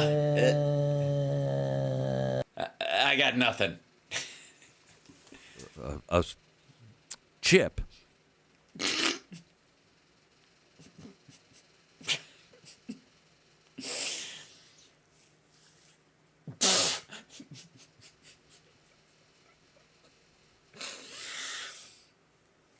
Hang in there.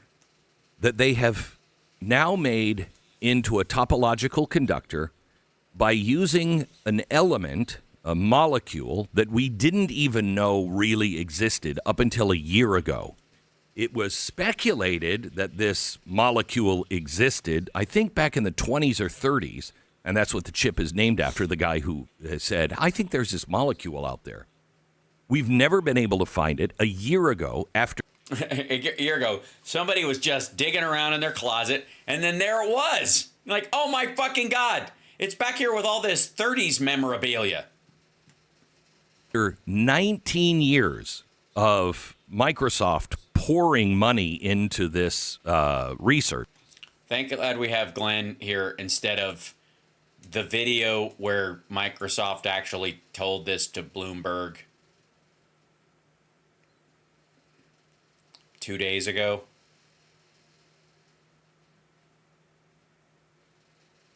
So the whole big announcement announced it. Quantum computing. There's just certain problems that would be impossible to solve using even the most powerful supercomputers we could ever build. Quantum computers. By the way, I just enjoying the fact, quite frankly, that Elon Musk is allegedly spending all of his money to build this giant supercomputer kind of cluster like this, and Microsoft's like, hold my balls. So, and by the way, Glenn saw this video. Okay, Glenn's seen a couple of these in his 12 hours of hardcore study. He watched this topological quantum computing concept part of this. Really good at quantum mechanics, right? Simulating reactions involving quite large molecules, things that we can't do with a classical computer. Really in the space of material science. Krista Zvar, by the way, is great when she talks about this stuff. She's often in their announcements about this kind of stuff, and she's really like the other dude is one of the like engineers behind it as well, but she's one of the developmental engineers, and they made her a vice president because she explains it to the regular Glens out there fairly well. It's just. They can't grasp it. Chemistry, computational chemistry. Oh, thank you, Jen. These are the problems that quantum computers can really help us solve. Can they solve the problem of 80s synthesizers doing arpeggios in the background of fucking everything. Look, we get it. You guys are locked into early 80s new wave. If hair metal had been associated with the movie War Games, that we would be hearing like Jakey Lee noodling in the background. But you picked this because it sounds like future music. In a new and different way than we can classically. I'm in Copenhagen to see a brand new development in the world of quantum computing. I'm here to see some new devices being developed by Microsoft. Their bid as they enter the race with the likes of Google, IBM, and many others to make useful quantum computers. What's exciting is Microsoft has gone for a kind of unconventional approach known as topological quantum computing. So this is what Glenn was studying last night, right? This is anatomy of a topological quantum computer. This is how the mechanics of it work, how you build a quantum computer, classical versus quantum, the separation of it. Glenn committed all this to memory and came up with, and I want to show you, this is how we know, coffee cup, donut. Sharing the properties at the same time. Now, in the case of this, I will say that their coffee cup is not a styrofoam cup. It has a handle, and therefore it technically becomes a torus in that with a gap in its side. So it was always a torus. Asshole. Okay, that's where he got this from. So I want you to know, what we're watching is this video filtered through Glenn's dummy brain. They finally found it a year ago. In that year's time, they've not only found that they could find it, but they could take it and they could control it in a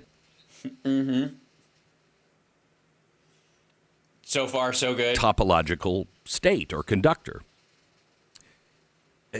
If you just think of that friendship bracelet, but this new molecule is like jelly running through the whole friendship bracelet, the jelly is that new molecule.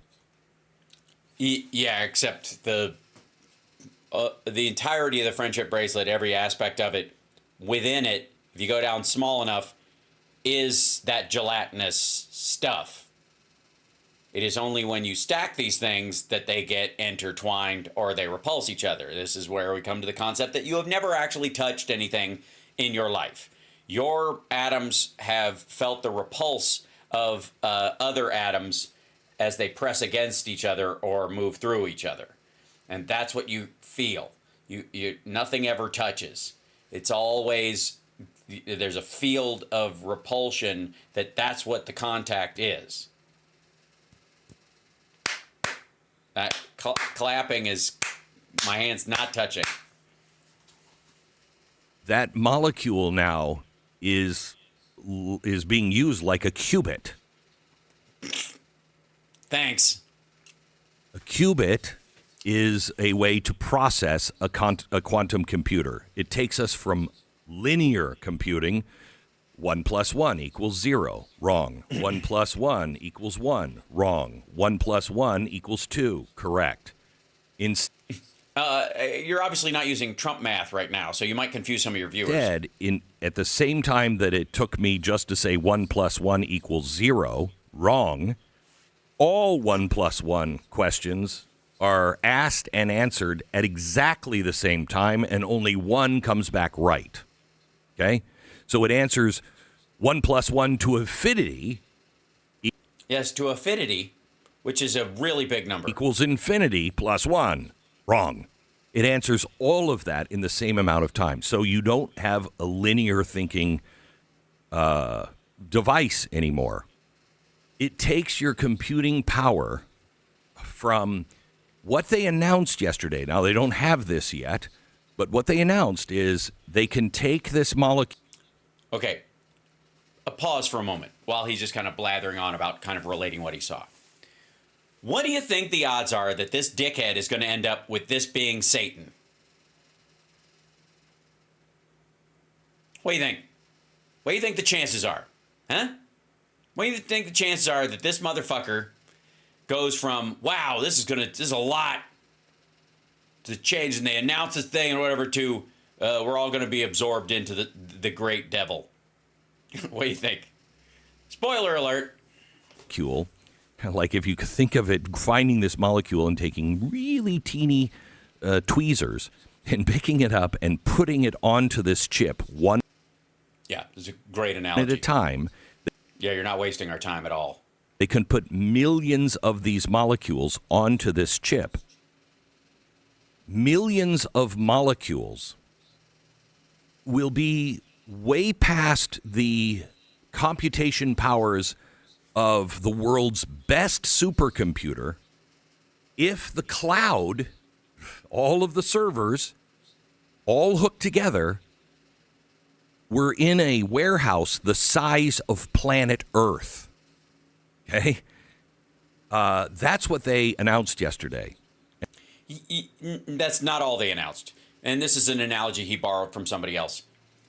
It would also take them somewhere in the order, it would be able to do relatively instantly, in a few seconds or even a few minutes, stuff that it would take that giant world computer using current technology in a binary sense, it would take it 1 trillion years. That's kind of, the time scale is arguably more important than the size scale part of it. And again, they're only at 8 qubits, but they say, if this works, they say they can be at millions of qubits in a pretty short period of time. Everything changed yesterday. Everything changed yesterday.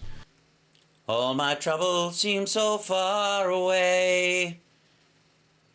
So, Glenn, last hour. All right, so they went to break because Glenn's brain runs dry. And then when they come back, Stu is bringing the subject back up because you and I thought there's plenty of dumb in this, just from Glenn. But let's hear some sensible stupid from Stu. You're talking about this new development from Microsoft. Yes. They say a new form of matter. Yes. But they say that we know. New state of matter. We've also form and state, again, description versus definition. grew up in a time that there were only 3 states. Solid, liquid, gas. Right. Now that's not true anymore. As of yesterday. Yeah, great. People in the Old West, metal, wood, and bone, and rope. That's where I grew up. There was cheese, potatoes, meat, milk. That was it. We called that breakfast. And while it was breakfasting, conceptually, all these elements of breakfasting would be reverted to a quantum state I call chewing. And then they all ended up the same thing. Shit. Okay. I mean, yes, there was a period when people thought that, it was basically water, fire, wind, and earth. And then they got rid of water, and we got earth, wind, and fire. And I think that's better. Do you remember? Getting your arms around just and this is amazing. This is just the beginning. If you read or heard about the Microsoft announcement yesterday, this is what life is going to be like multiple times a day in the next 3 years.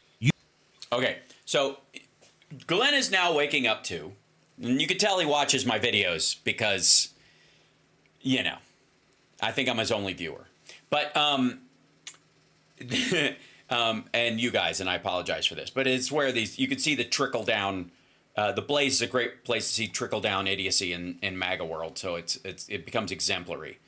But you can tell that I've been talking about how the next 3 years will be the most scientifically and economically tumultuous ever. So much so that you could almost argue that Democrats are going to wait or know this is coming, step back, and are letting Trump step on the rake instead of them, because no matter who you are, the rake is there.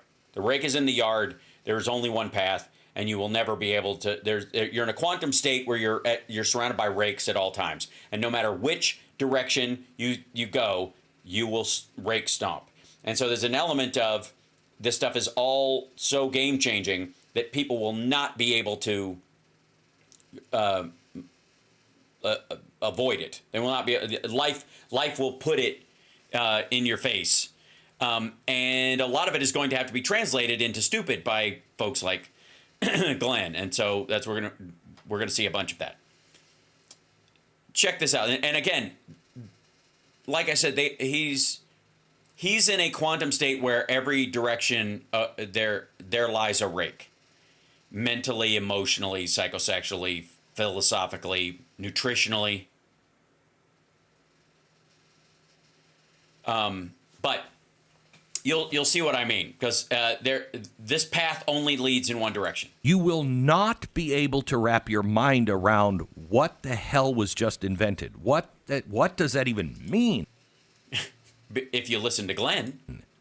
That's the way your life is going to be, really getting faster and faster the closer we get to 2030. I feel like I can see the future because I can't wrap my mind around what's happening today. Today, So yeah, right. I'm sure it's going to be but worse. But still, though, in some ways, you can wrap your mind around all the corruption and everything that Biden was doing. There was some understanding of corruption, and their goals don't meet our goals, et cetera, et cetera. I think they're tying this to a story that they cut out of this in the break or in another segment where they came back and they try to put like the discussion about this in one video.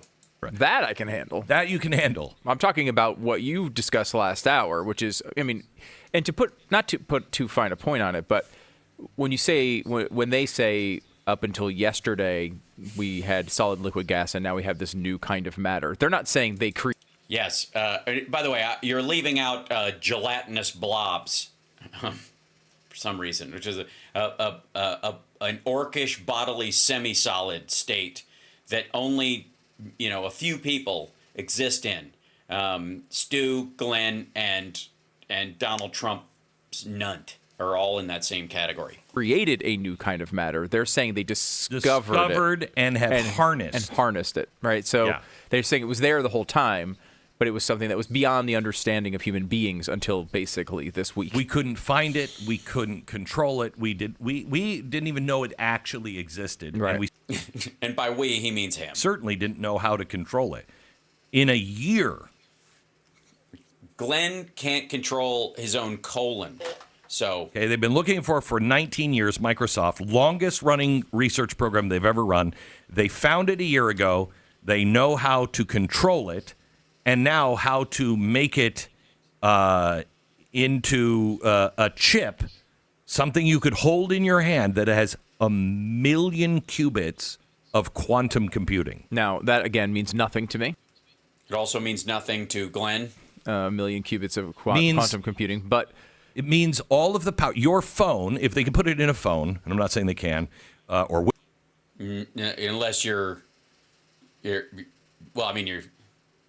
phone would freeze your entire body if you touched it, like fucking Terminator 2. Well, if they could put that... Be like, you have to basically keep your phone in liquid nitrogen, in a little liquid nitrogen pouch all the time. That one chip in your phone, it would make your phone as powerful as the best supercomputer with a server farm the size of the planet Earth.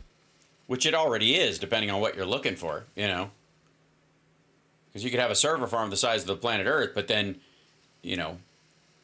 I could just Yelp a restaurant and then I can get something to eat, whereas that restaurant would be consumed for energy if we had a computer that big. So I'm just saying, on a function level,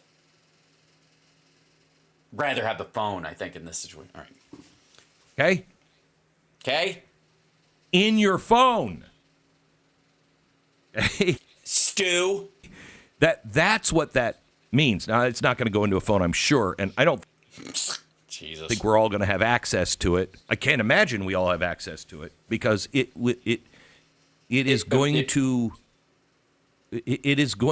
be able to put into a quantum computer. And this is, I'm sorry, this is like, talking to a monkey. Listening to me right now on this is like talking to a monkey.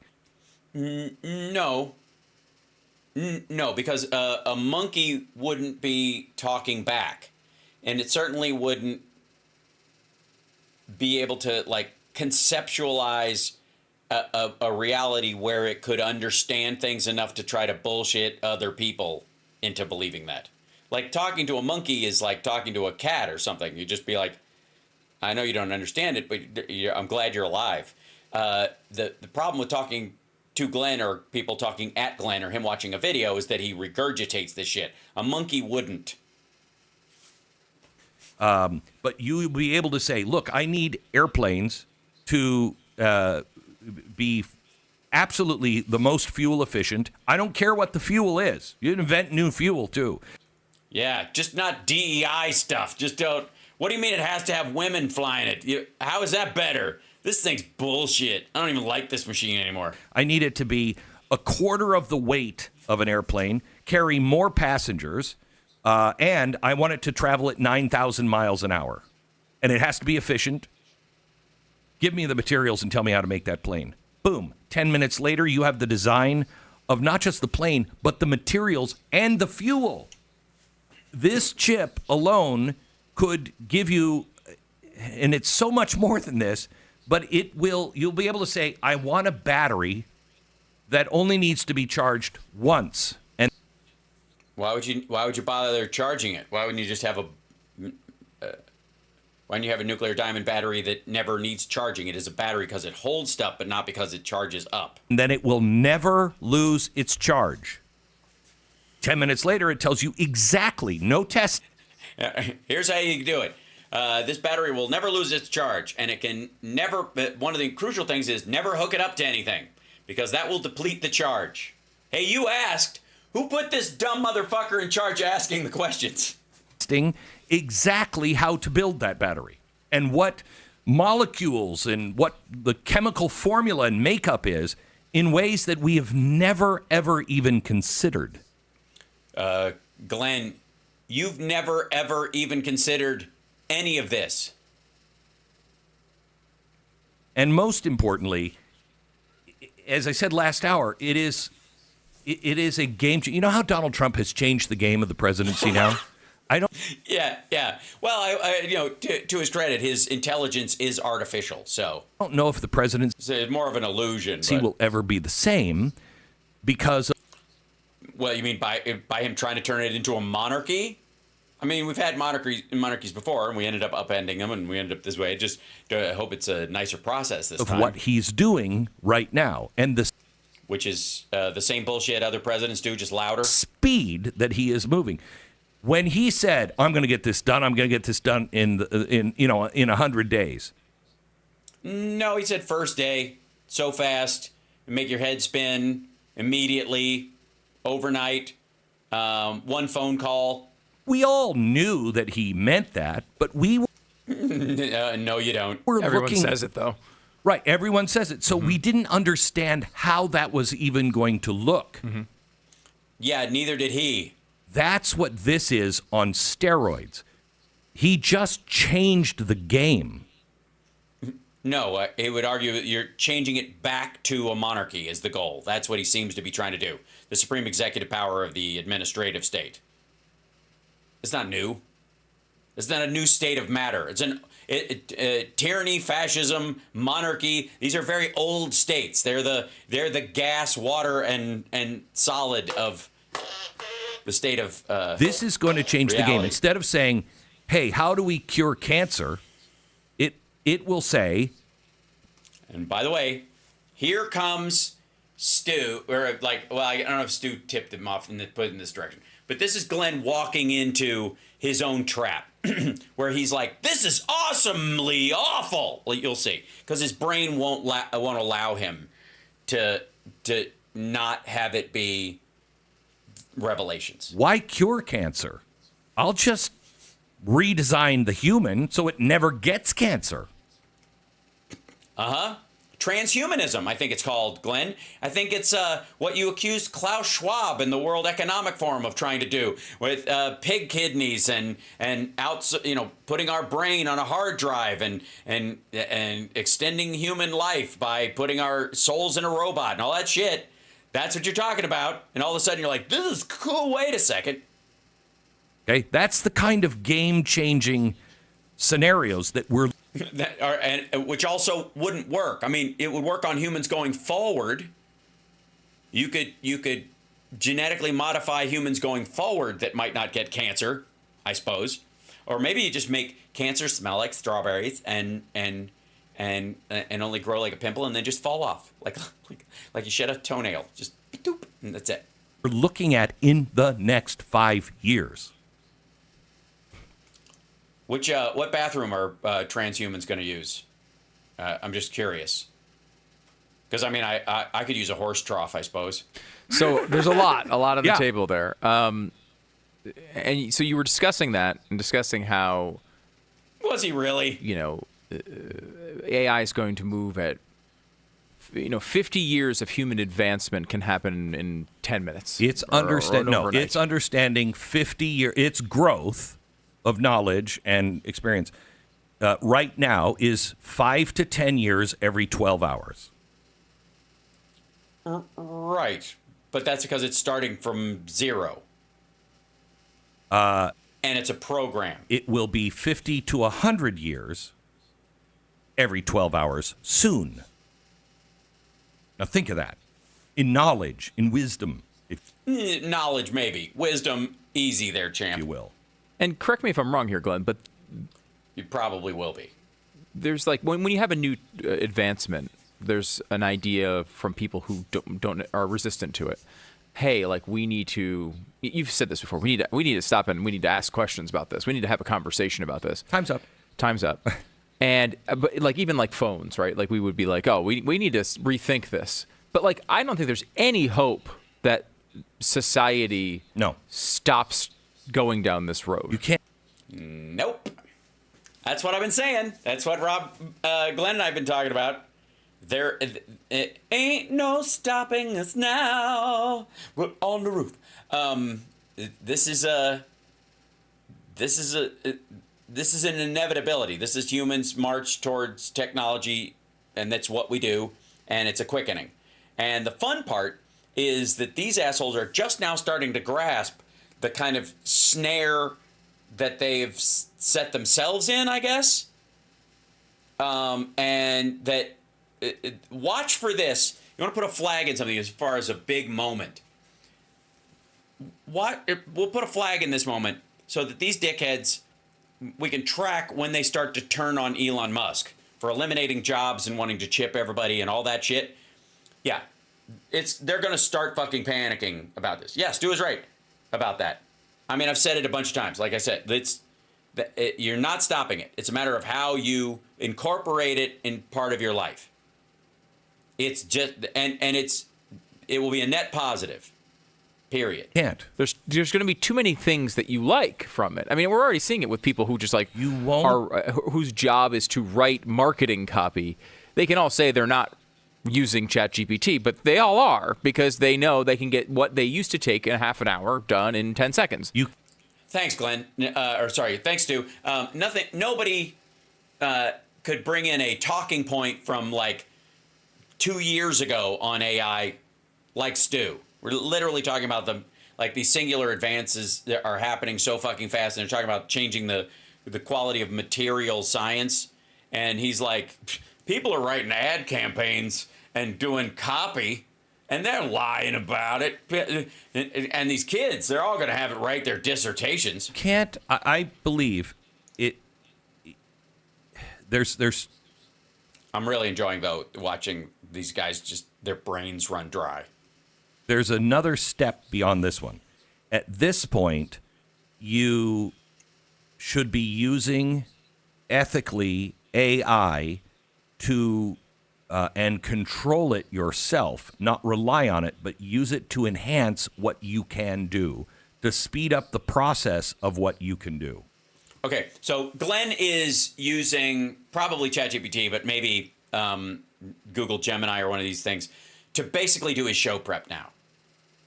That he's asking it leading questions and specifically wanting information that, you know, feeds into his own confirmation bias.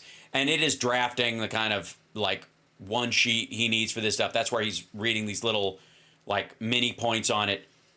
And he's just spackling the gaps in that information with his own idiocy, right? That's what's happening. And what he's saying right now is him justifying doing it.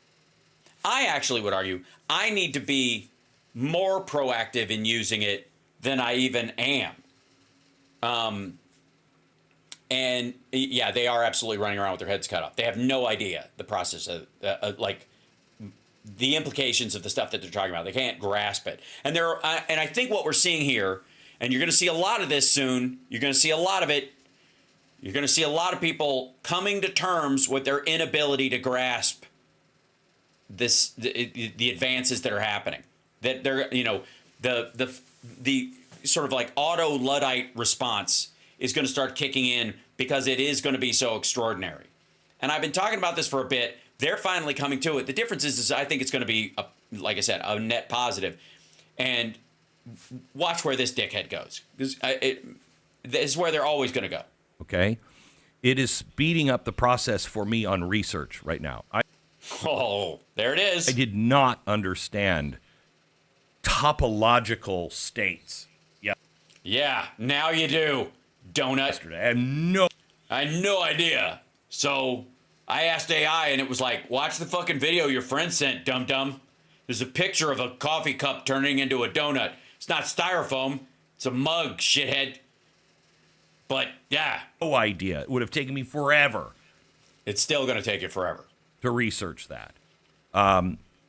AI can take, Grok can take a Google search that might take you 6 hours to do on Google and do it in half a second. Yeah, but you have to speak German. That's kind of a pain in the ass, don't you think, for Grok? Okay, so you understand it. And when you get it and you understand it... And I feel like whenever I use Grok, it's yelling at me in German, and it's very sweaty, and it keeps hitting the table. Instead of going to another place and trying to read it, you can just say, I don't understand this. Can you break this down for me? Glenn will be the first person to make AI go, come on, man. How much dumber can I make it? Can you give me real-life examples? Can you give me an analogy for this? And it will dumb it down to the point to where you go, oh, okay, I get it. And you still didn't. Okay? So you need to do that. But at the same time, you must start answering real questions and get into the hard discipline of what is real and what is not. What is good and what is not. Right. Your show sucks and it's not good. What you're saying is not real and not good. Your analogies are real dumb and not good. Does that help? What is human and what is not? What is life and what is not? What is your purpose?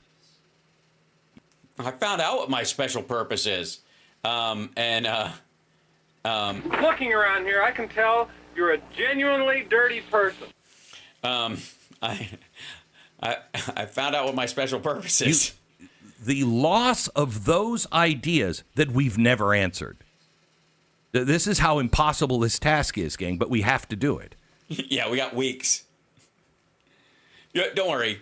The MAGA world won't be able to handle the question of what is real and human and the depth of human existence. They got a couple of years. While Trump is making sure the trains run on time. Questions that man has never answered.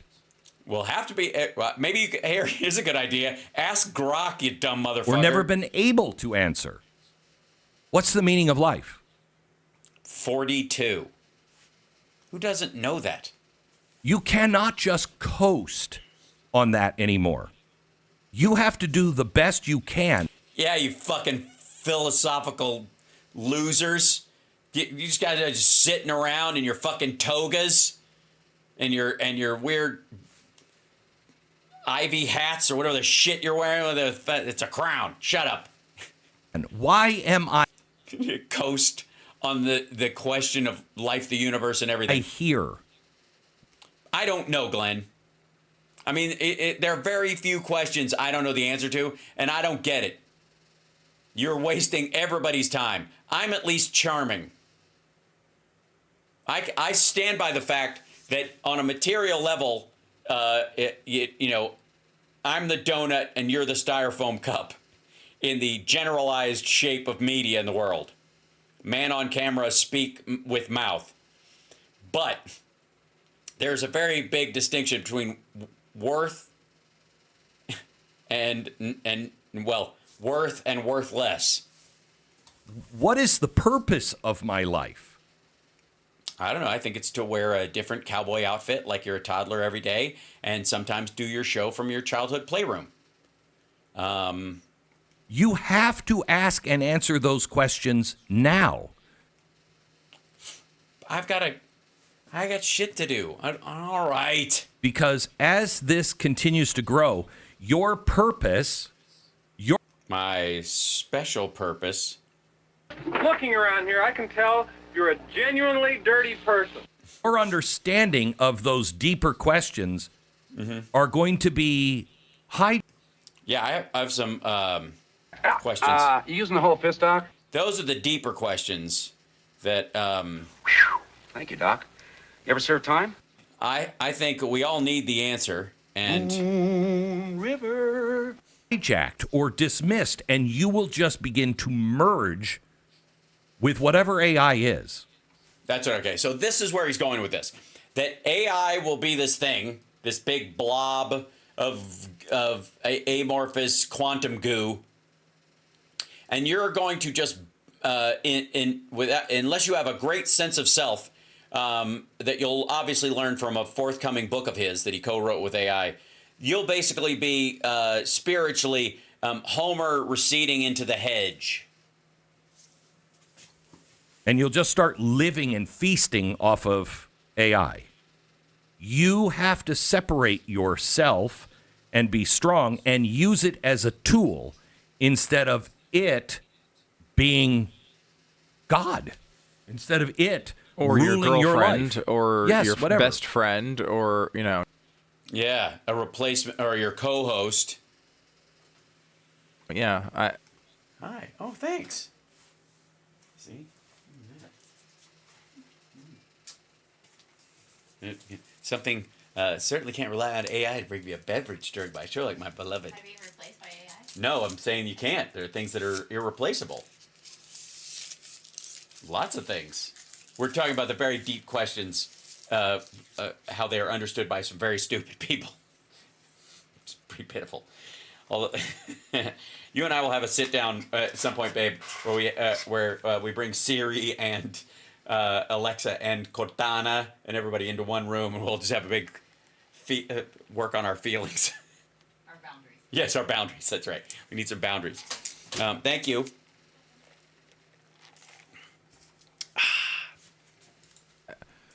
Okay, so where did I tell you? So huge changes, very important changes, big deal, and the grip that these assholes have on reality is so wonderfully pitiful. And where does he end up after all this donut blather and use it ethically and you're gonna, if you're not careful, you're gonna I don't know, fall into it. Watch this. You have to know who you are. I'm struggling, and this is one of the main things now. I'm really working hard to be able to explain to you. You can't articulate it to yourself, Glenn. That's the problem. You can't direct people on the search for meaning when you don't know what you mean. Talk about the blind leading the blind. It's all up to us as individuals. You're never going to stop this. You are all individuals. We are all individuals. You're all different. I'm not. Shh. But right now we're in a place to where you should be using it and knowing what you're using and helping it and letting it help you. Yes, let it help you discover things, etc., but not relying on it. Right. Okay. And not. By the way, I'm really enjoying the kind of condescension at the wrap up of this. Thank you, Glenn. Thank you for hand-holding us all through the process. Allowing it to merge into your idea as I'm relying on it, it's my friend, it's anything like that. And never, ever let it cross the boundaries in your mind of what it is. Yeah.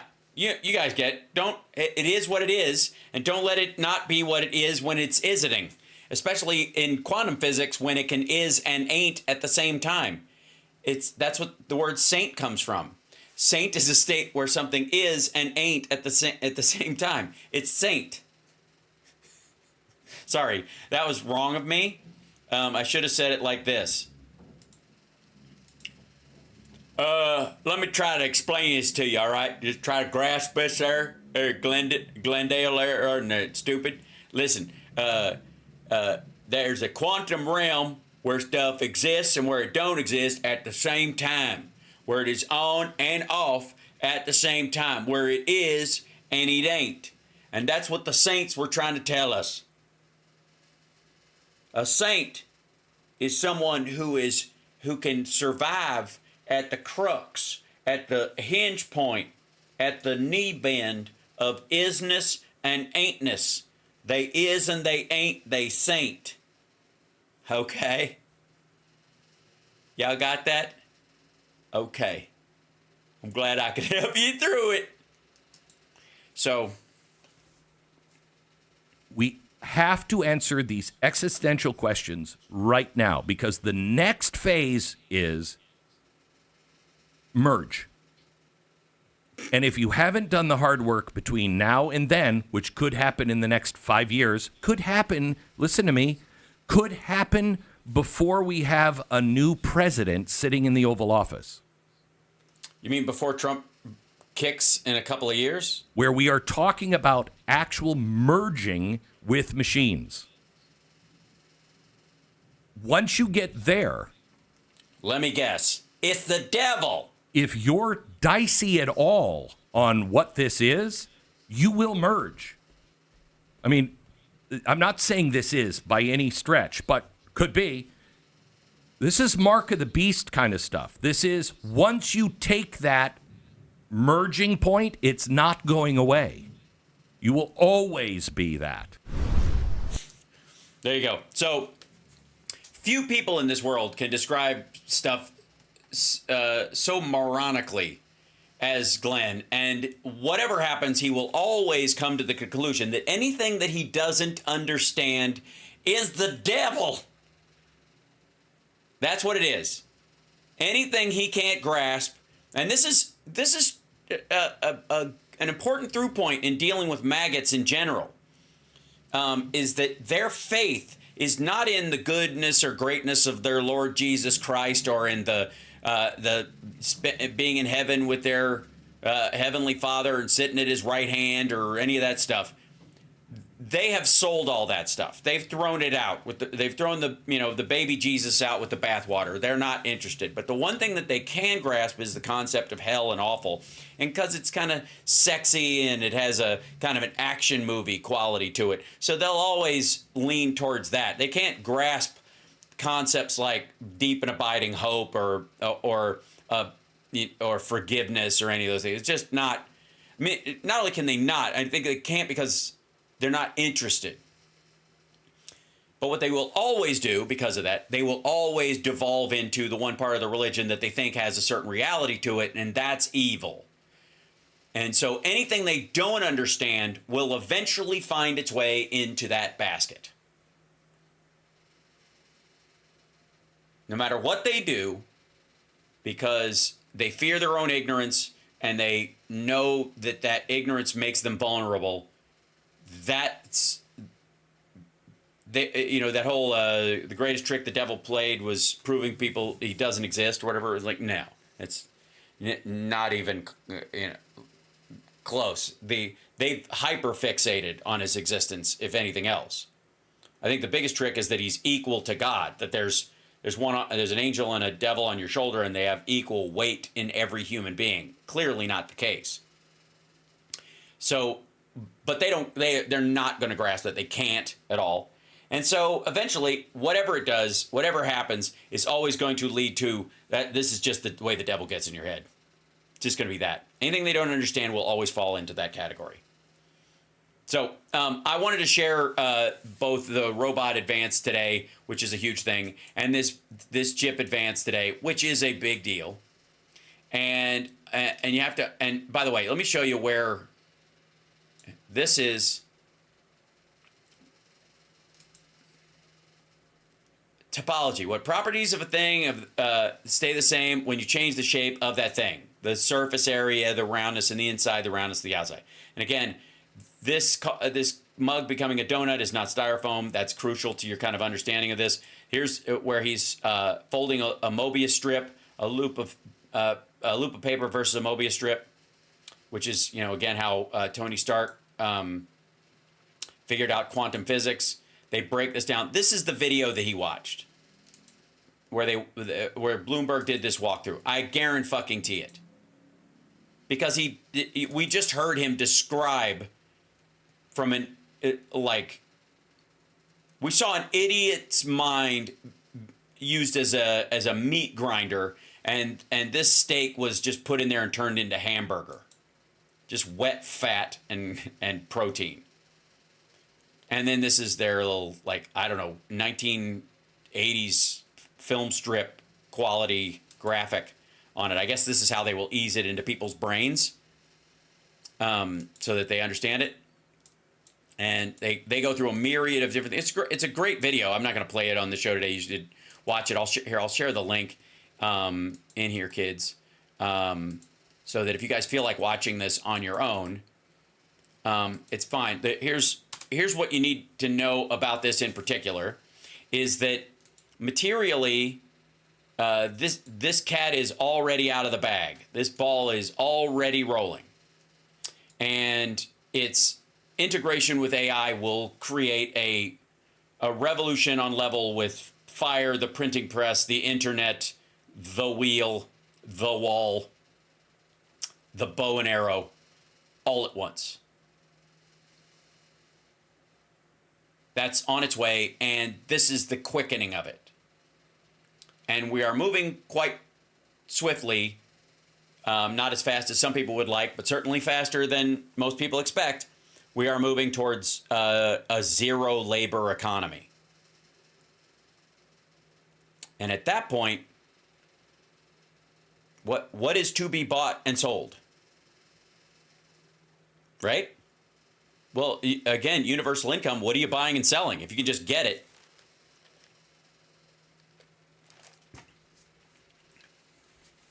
Right? If you have a situation where robots are producing food or farming it indoors or below ground in temperatures and experiences that we couldn't stand, but they could do it,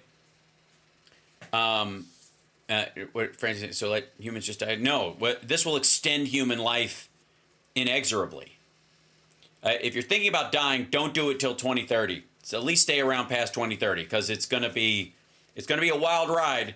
But past that hump, we're not going to recognize the world we have, and all the people who've spent their entire lives scrambling for power without worth, mainly resource capitalists and people like Donald Trump. Their time is ending. And it's not happening because of a revolution or the people will rise up. They are putting themselves out of a job. And it's hilarious. And I'm excited to watch it happen. In the meantime, we need to protect as many vulnerable people as we possibly can. But these motherfuckers... thank you, Ed P. I forgot. I almost didn't... That's so nice of you to bring up the flying car. Hold on one second. Where did I put it? The thingity thing. There was a new... Let's see. Yeah, here it is. And I gotta say, part of the reason I love this flying car is because it looks like, let's see if I can bring this in here. There we go. Yeah, there you go. Check this shit out. Wait 1 second. Okay. So flying cars, something we were always promised. I'll leave you with this. When a lot of us think of the flying car, a lot of us don't think of a car that just flies. We think of it as like it's either Luke Skywalker's land speeder or basically a quadcopter. Okay, we think of it in those terms. But little did we know it would look so much like something out of a Bond film in the 1970s. This is a flying car. It has wheels for rolling around in regular traffic. It has solar panels on the top of it to run all of its internalized electronics. It runs on a series of small fans inside of it, right? And it can drive, but then it's got a limited flight height, but they're doing primary tests on this thing. And it seriously looks like something straight out of a Bond film. It looks like a prop. It looks like a shitty thing on a string in like a Sean Connery Bond film. That's this prototype. There are a bunch of these. A big portion, I would like to say, let's see, yeah. It's $300,000. Hold on, $300,000, and there's already 3,200 pre-orders for this thing. This is where, and we're gonna see a bunch of this. Is it flying over a car and all the wind it kicks up because it's a multi propeller system. The Aleph, something like that. Now, this isn't the only kind of VTOL that's out there. And I'll show you one more because all those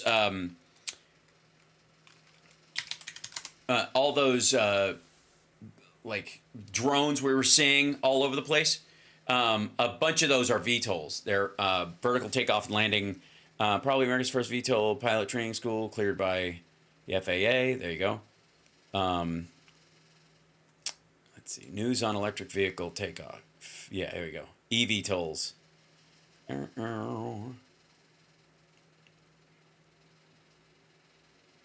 try to find one that is. I'll show you one that's kind of more fun to look at. Images. Yeah. So one of the things we've seen a bunch of are these guys. These are like, okay, it's just basically a helicopter. I mean, fuck off. But it flies at a speed that's closer to an airplane because then it gets up, its wings shift forward, and then it starts flying like a regular airplane, right? But there's been a few of these over time. Now these personal aircraft are showing up that are like this kind of design, where they don't go way up in the sky, but they use these kind of like mini fans and stuff, these like incredible thrusts. They run on electric power. This is the Lilium all-electric VTOL. Again, a bunch of these are like poser airplane helicopter crossovers. These kind of things. This is the Lilium. And basically these things roll backwards and they have a bunch of these jets and then they slowly lean forward and you fly off. So you don't vomit when you take off. They don't become a vomit comet. With the idea being that, aero system, yeah, there you go. So yeah, here you go. Most of these are these kind of things. You see these like quadcopters. Yep. Do you need sky insurance? Only when they land on you. So that like the flying car thing has kind of been around in the VTOL market. It's been coming, and most of those drones that people were seeing in the sky that were really big, they're like, these are just rich dudes who live in upstate New York or New Jersey flying their little VTOLs to the helipad in New York City. They're doing a bunch of those. and there's going to be more of it. Yes, and tech will absolutely blow past flying cars. You're absolutely right. And it has, you could argue. All this stuff, there's a bum rush towards all this, kids. There is, and there's, from a resource standpoint, none of it has any reason to slow down. The material availability of a lot of the stuff necessary for this stuff is, for the batteries and the like, is dropping day by day. The solar panel industry is continuing to advance apace in spite of Trump's drawbacks and stuff. It doesn't matter. We are on the cusp of this stuff, and I feel really good about it. And partly, there are two reasons I feel good about it. One is my genuine belief it will be a net positive, and I personally think that one of the great joys that we will experience over the next couple of years is watching the assholes like Glenn Beck panic about this. We've seen the guy flying on a large drone. Yeah, the guy who surfs on it, the surfing drone. Yeah, very cool. I don't feel like standing on one of those things like surrounded by blades. That seems nutty.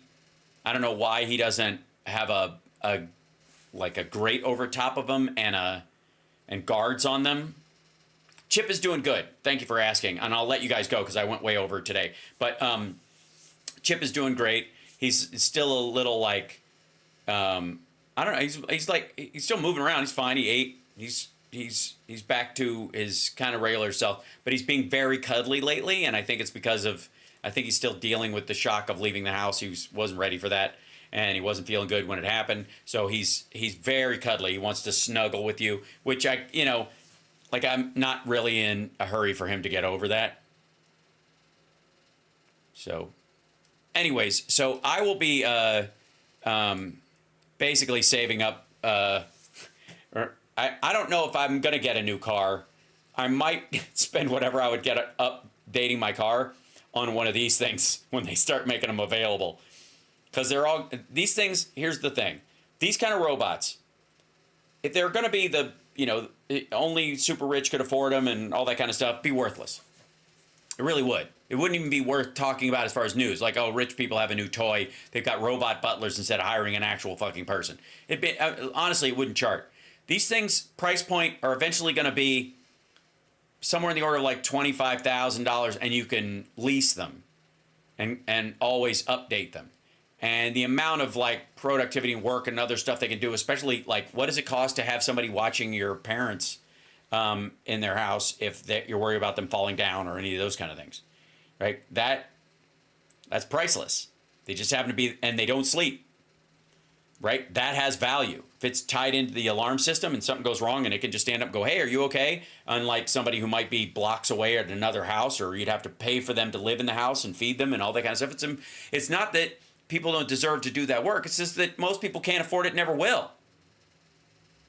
But they could afford this, because once you have it, it's there for good. Right? You'd update it every so often and it can do more stuff, right? You ride on the back of a robot to LA? No, but I could have it fix my car, I suppose. I'll look up man flying on a large drone. Oh, I've seen it. We'll do that. Hold on one second. Man flying on drone. I think it's that surfing one, right? Yeah, the hoverboard one.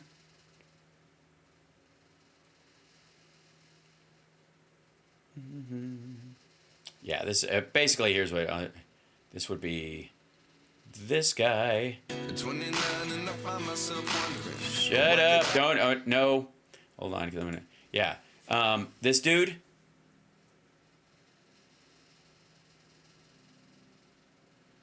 It's like the fucking Green Goblin.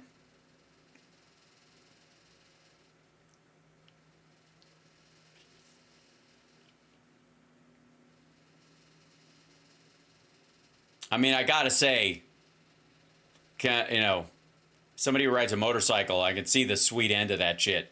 But I don't know that I would want to deal with a bad gust of wind. This would be good in like Phoenix or in LA even, but the idea of doing it riding that thing in Chicago, fuck off. This is, yeah, so there you go. There you go. Yeah, that's him. And there's a few of these guys that are building their own.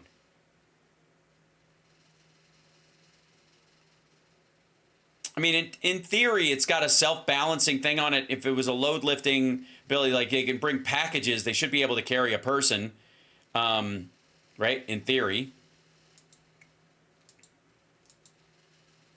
That's his thing, and there he goes. And that's the video of him, and this is him flying around, right? So the stability of it, especially with AI and the like, they should have the ability to like auto balance. That wouldn't be that far away. In a little while, the guy with the hand jets, right? The one the Marines is using. This might actually be more practical because you could ride along this thing and still operate a firearm, I suppose. You could do that without the drone in Chicago. That's right. That's right. Just carry a flag and hold on to it. Jesus. So, remember the first jetpack until now? Exactly. This is very loud. They're all very loud. Let me show you one other thing in this. Go back here. These are the eVTOLs I was telling you about that are already in production. This is the one you're probably seeing around Jersey the most, or these two. They've sold a bunch of these. The other ones are just prototypes. But there are a bunch of rich dudes and like tech guys in New York especially and in Silicon Valley that are buying these things. That one's fake. I mean, they're going to build it, but it isn't built yet. This is closer. The Jet Racer, this one exists. This one's mostly like for show. It's not a production level one yet, but this guy, get out of here. Yeah, that guy's in production. This is from 2017, and they have better ones now. These are the ones you probably see around New Jersey. And it's $100 grand. So you know, like, it's totally in rich douchebag zone as far as costs. That's how they made it. And there's the background. There's this other one. This one's also a production level. They're making these already. It's a VTOL. It's got a lot of little propellers on it. It could take off from water. Could float. It's fiber, like carbon fiber, yada yada. They teach you how to drive it in virtual reality, and then you have your own first landing and takeoff, and that's the landing, which is adorable. You land backwards. It's very peculiar. I don't know. I mean, eventually maybe they'll have landing gear on it, but they're making a bunch of these things. They're definitely around. This thing's a little silly. Just a big helicopter. I don't even, or like, just make a helicopter, I guess. Just more stable, I guess. Or you don't need a pilot's license for it. This is another one. These like helicopter. There's a bunch of these on the market. So anyways, and here, these are the realistic ones. These are the ones you're actually seeing. And these are basically just drones. That's a battery. So each of the engines has its own battery on it. And if you can fly a drone, you can fly one of these things. And if you can manage it and not crash too bad, and if the propellers aren't that strong so that if they strike the cabin or something, they won't slaughter you. That's the part that I have the biggest problem with, the spinning blades part near your face. Bad enough in a helicopter. So, and there's this guy. It's this guy's secondary one. This is the sitting versus the flying. That's this other guy's platform. There's, like I said, there's a few of these. The G1 Speeder. These are the guys working on this, like the motorcycle style one. That's what they're designing. And there's like a motorcycle, like with your legs right next to it. Fuck that. Yeah. See, put like, what's wrong with putting the guards around it? I don't know. People are stupid. I could do this all day, but I got shit to do. I'll see you guys this afternoon. I mean, come on. Hold on. I've got to do my show. All right, there you go.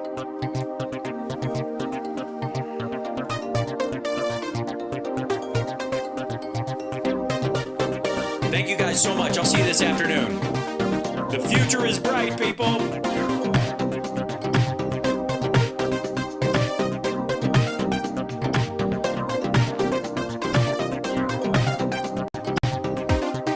Flying decapitation machines. Nice one, Dark Star.